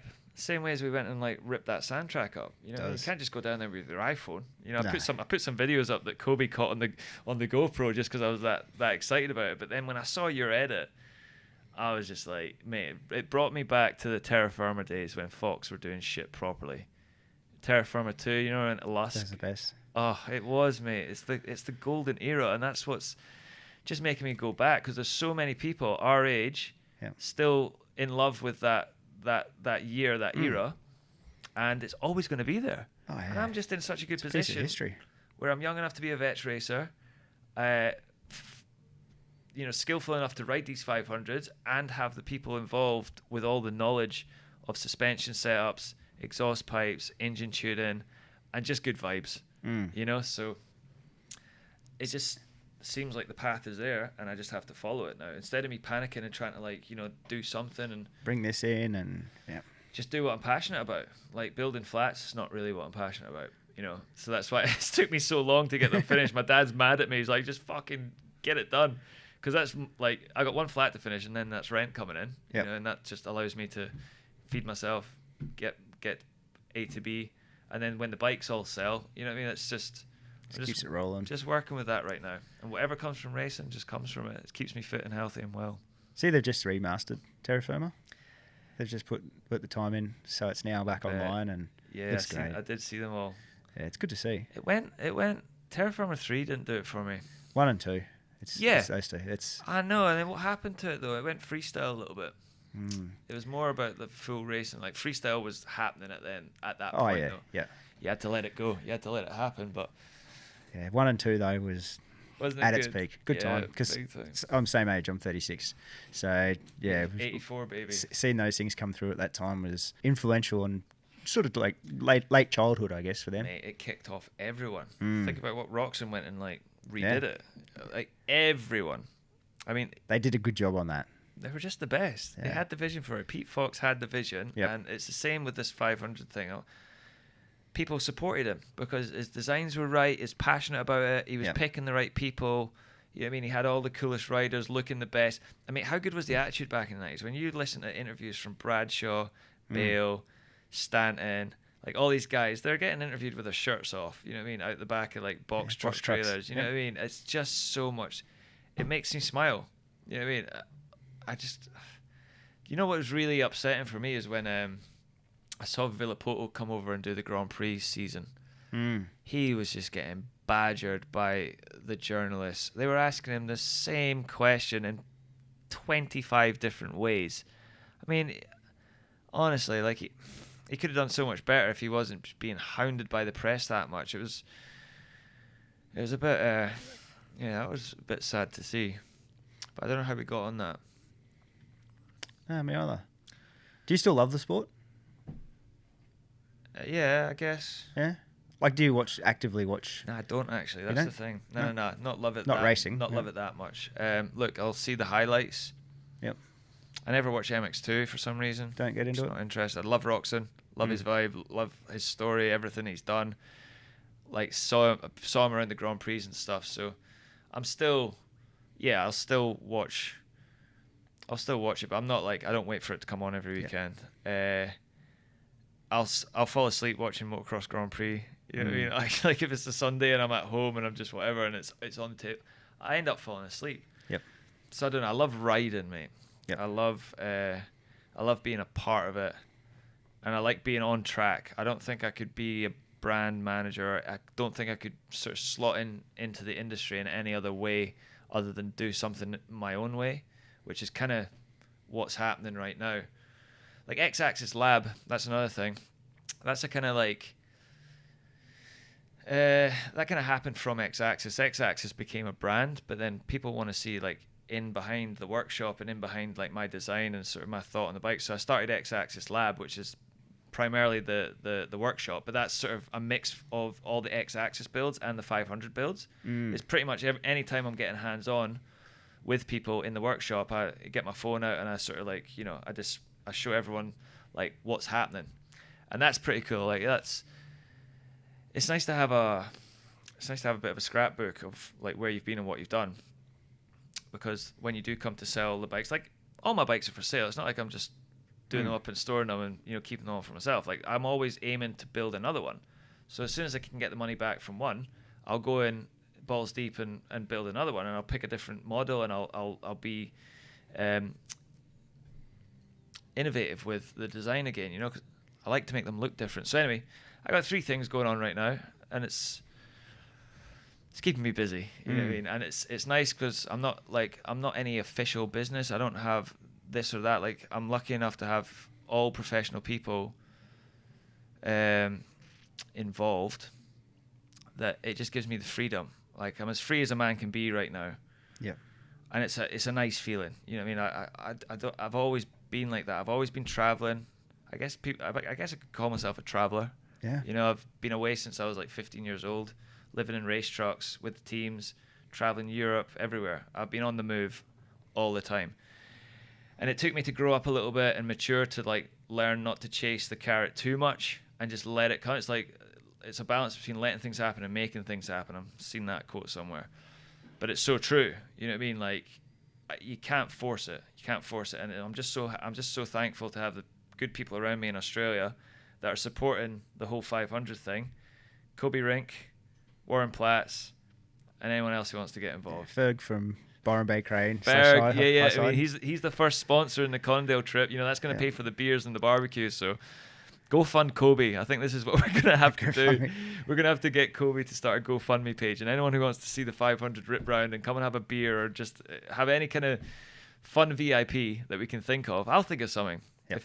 If Carol can provide a rig so we've got a big space, then hey, mate, we could have a bit of a barn dance there. That'd be awesome. It's just an idea. See what happens with it. It's just an idea. But like I said, even if we rock up in a combi and let that thing rip round Conondale, I'm up for it. It gives me a goal to work towards. And I do need to get fitter, you know what I mean? Because I'm taking everything, like I said, balance between making it happen and letting it happen.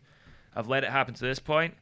If we are going to go to Conondale, I'm going to have to put some work in and organise it. But the nice thing about it is that people are coming to the party. I'm not really I haven't yet, apart from like mentioning it here, went and actively sought sponsors or any kind of support. It's just like, I'm happy doing it off grid. It excites me to do it off grid more than it would go into the race with the big setup, you know. I think it would be fun to do that. It would definitely like ruffle a few feathers, especially with the factory rigs and stuff, especially when that thing gets out the start, because it does get out the start. It beat Toddy to the first corner at Mountain Man, and that was my first start back in 8 months. Wow.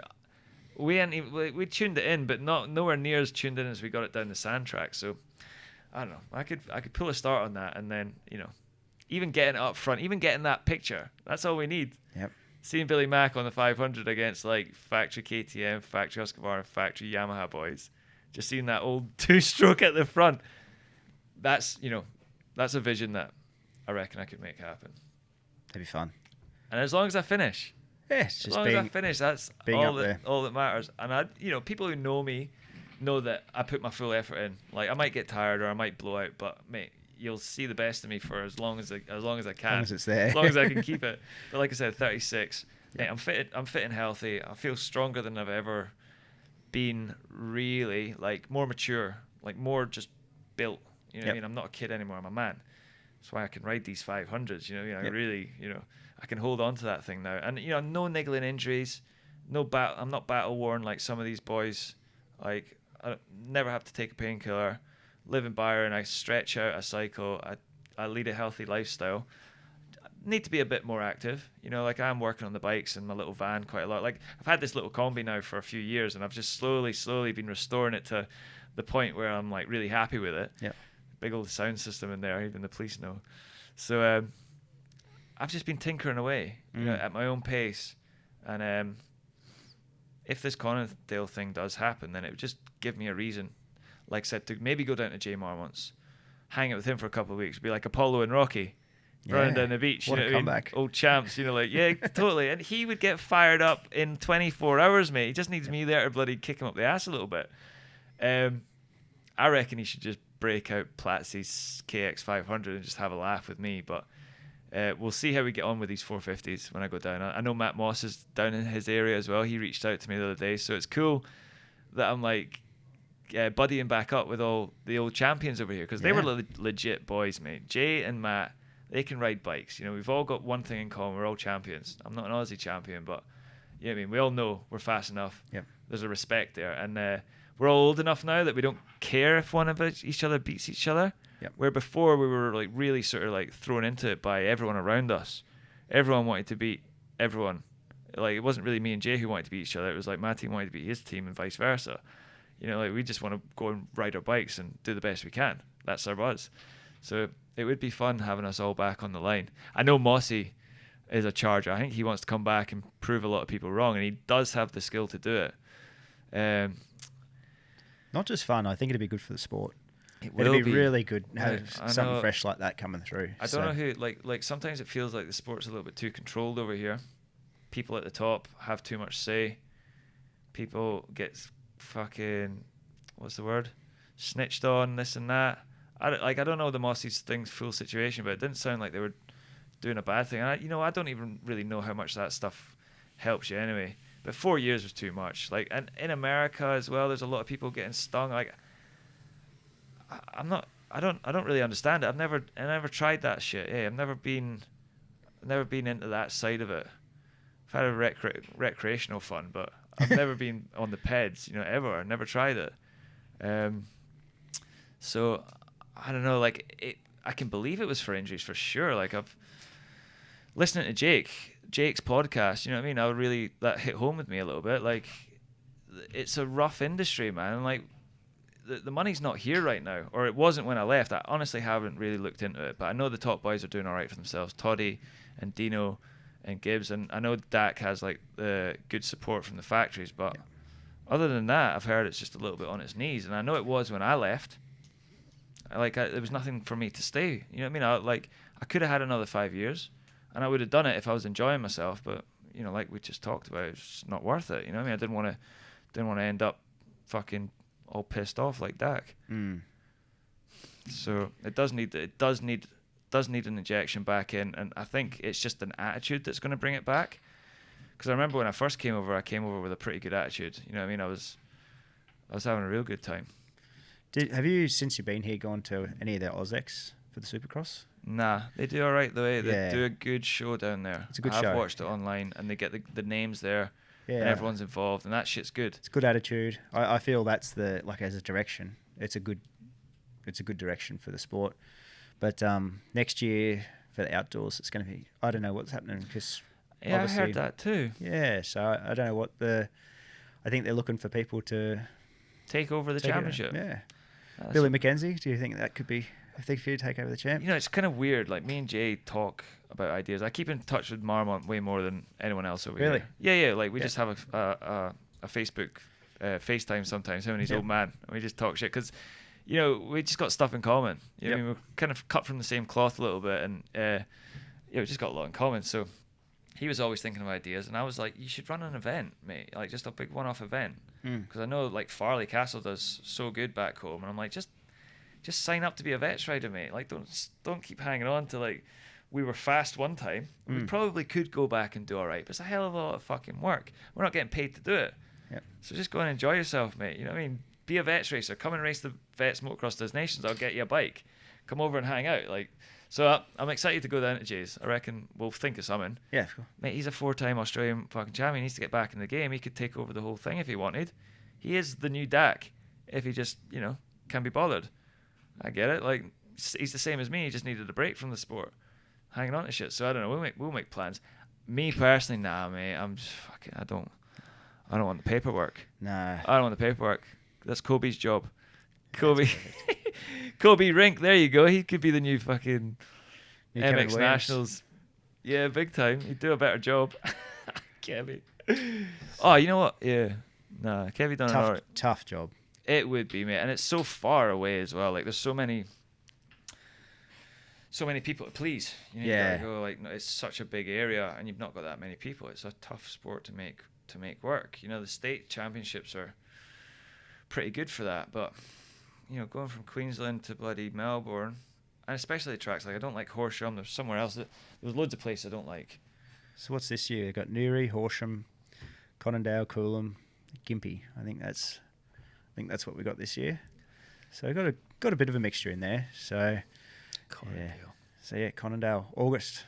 Yeah, you know what? Because I need to get back and finish it. Because I'm already like I said, Craig, the exhaust guy, is getting mad at me because we've got 2 bikes in his garage. I've been over there for like months now. I was meant to be back.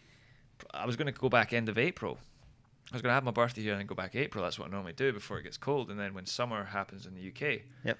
But everything's shut down, so I had no reason to. Yep. I could have like panicked and went back, but I'm just like, I got shit to do. I got my little 400 to finish, my combi to do. The sun's still out. And what was your first few days of quarantine? Was just chilling out? Was it Border Rangers? Yeah, I did go to the border. Yeah, you remember? Yeah, well, it got weird in Byron because I was one of those guys. I was Team Freedom, not Team Lockdown. I don't know. I'm not sure what to make about the whole thing, but it got weird in Byron. Like everywhere shut down, and I was just sensing like a weird energy from like the locals. Like people got scared. People were panicking. People were getting real kooky. And I'm still cutting around like in my van and sort of getting a Betty's burger and like doing this and that. And I just noticed slowly but surely like it was empty. It was a ghost town. And there was still a few takeaways open, and they were all cool. You know what I mean? So I was like a regular. Yep. And it was actually nice for a while because it was like I had the whole of Byron Bay to myself. I was that guy. But I was like in my van, so I'm self-isolating. I'm staying home. I'm in my van. You know, cutting around. But anyway, it got weird, and I was just like, you know what? Everything was shutting down. Everyone was being super hygienic and this and that. I'm like, you know what? I'm just gonna go bush. Gonna go bush for a couple of days with a girl I've been seeing. So we did. We went to Border Ranges. Almost don't even want to tell anyone about it. It's so special. Yeah. I was out there by myself, and yeah, like for 5 days, I had the whole mountain to myself. Everyone was in lockdown. Everyone was home, and I was isolating with this girl just on top of the mountain, like looking back over Mount Warning with like the best views I've ever seen. Doing these hikes and these walks through like the natural bush, waterfalls and creeks, and it was just pure Australia. I was cooking like avocado, eggs and toast. Like I had the healthiest breakfast, like big long hikes as well in the morning. So it was just a full fitness. I took full advantage of quarantine. Yeah. I loved it. You know what I mean? I just want to go back and live on that mountain. You know, I've done Mountain Man Australia. I've been posting on Instagram. The mountains have been calling me. They have been calling me since I've been back in Australia. And so, like I said, I just go with the flow. Like I go with what I'm feeling every day. But that was a beautiful experience. I got some really nice pictures, and it was just so untouched. Like it wasn't like Springbrook or some of the other national parks which are close. Like I went right out west, you know, to those ridges, and there was no one there, honestly, and it was blissful. And I spent my birthday there. It was my birthday, so I just like nice. I'm 36. You know, I don't go celebrating my birthday anymore. You know what I mean? I think I went to bed at 6 p.m. on my birthday and woke up at like 5 or something, you know, when the sunrise. Just really loving it, you know, cooking all my own food. I had my little gas stove and the simple life, mate. So simple. I got nothing to think about. Nothing. Awesome. It was really awesome. Mate, anything else you want to touch on? Done it all, haven't we? We've fucking covered everything. For, like, to spend a few days with Billy Mack is refreshing. Thanks. Like, you are, you've got this, times are relevant, things are chilled. It's really refreshing to see, mate. Yeah, so put myself in a good position to be able to enjoy Yeah. The freedoms of life, it feels right now, especially right now, more than anything. Yeah. Freedom's a real thing. I don't want to be spouting getting political or like deeper, but I'm like, I've noticed it. You know what I mean? Everyone's tense. It has been tense, but it's going to be over soon. You know what I mean? I don't know what the rest of the year is going to bring us. But what did we have at the start of the year? It was almost World War I in January. Bushfires in February. There was something else in March. But man, it's been never ended. I'm not surprised anymore. I'm not surprised anything. I almost don't believe anything. I'm like, I want to see it for myself. You know what I mean? Like, but it's just the way the world goes. Where can we find you online, mate? Instagram is where I hang out all That's the your time. place? Yeah, just because it's got that sort of more artistic platform. Yep. Facebook, I'm never really on. I just link everything from Instagram to Facebook just so that it's still working. I'm not on Twitter. I don't. Instagram's where I do all my shit. I like the app. I spend too many hours on it, you know what I mean? But I get to show everything that I'm up to. Yeah, X-Axis Lab is the Instagram handle. X-Axis, X-A-X-I-S. It looks weird, but see when you see the name, it kind of jumps out at you. You know how I thought about the name on X-Axis was I came back to Byron and told my friend about it. I was planning on doing like a Deus Ex Machina type thing. We need a name. He's like, well, blah blah blah. So we looked at the design of the bike, and it was all quite like horizontal, parallel lines to the ground. It was just had that racy look. So we just like typed it in Google, and it came up like the X-axis, the X and Y axis on a graph. I was like, oh, this is perfect. The way it jumped out, like the X's and the A's, and it kind of reminded me of the the way Paul Everest used to do his designs with unit and stuff. It was all quite triangly, and like Yeah, right. yeah. And I sort of took inspiration from his stuff as a graphic designer. And when I saw XA, like even when it sort of looks on the bike, it jumps out.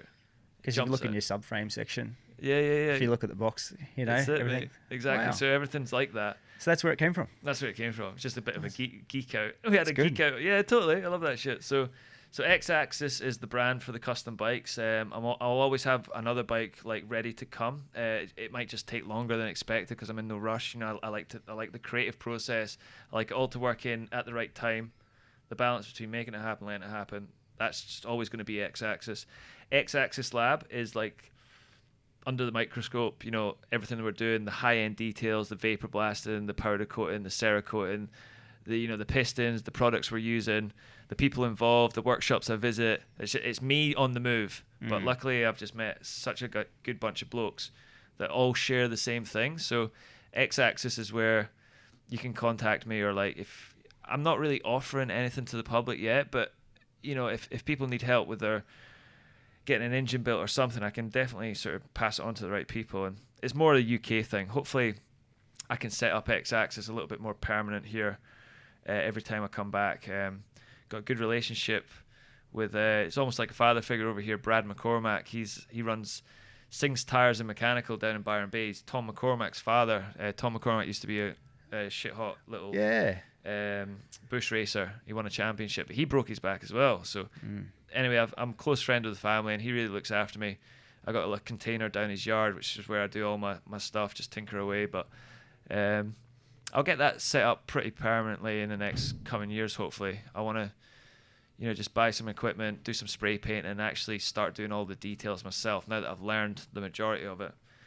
And then after that, just Billy Mac 211. I've got 3 Instagram pages. Billy Mac 211's mostly all the 500 shots, everything that we've doing. So go and check that out. I'm sure when we drop our video and all these things, I'll be engaging with everyone on Instagram. Like I'll sit and I'll reply to everyone. I'll have a good time on Instagram, and I love looking through the timeline as well, because it's your best life, isn't it? You're showing everyone the shit's not there. Your best life.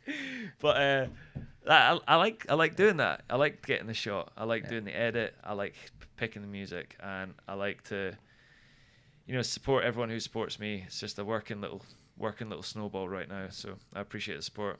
Right. No, it's been awesome, and thank you so much for obviously your time. And it's been a few days. Times We've that done thing, so you know what much. I mean? Like it's been any awesome, time. mate. If this could just be part 1, because honestly, I got so many stories. I'll see what Dak says. We'll see what Dak says when I see him at Conondale. You know what I mean? Yeah. Because I'm filming for them at Conondale. Oh really? Get him to bloody sit down. Let's have it out. Yeah. Me and Dak. He hasn't talked to me since Perth 2014. He needs to stop being a little bitch. Harsh last words. But thanks everyone for listening. Show will be dropped on Friday. So yeah, sick. Thanks very much. Take Mick. care. It's Thanks been heaps, good. mate. Cheers. Nice.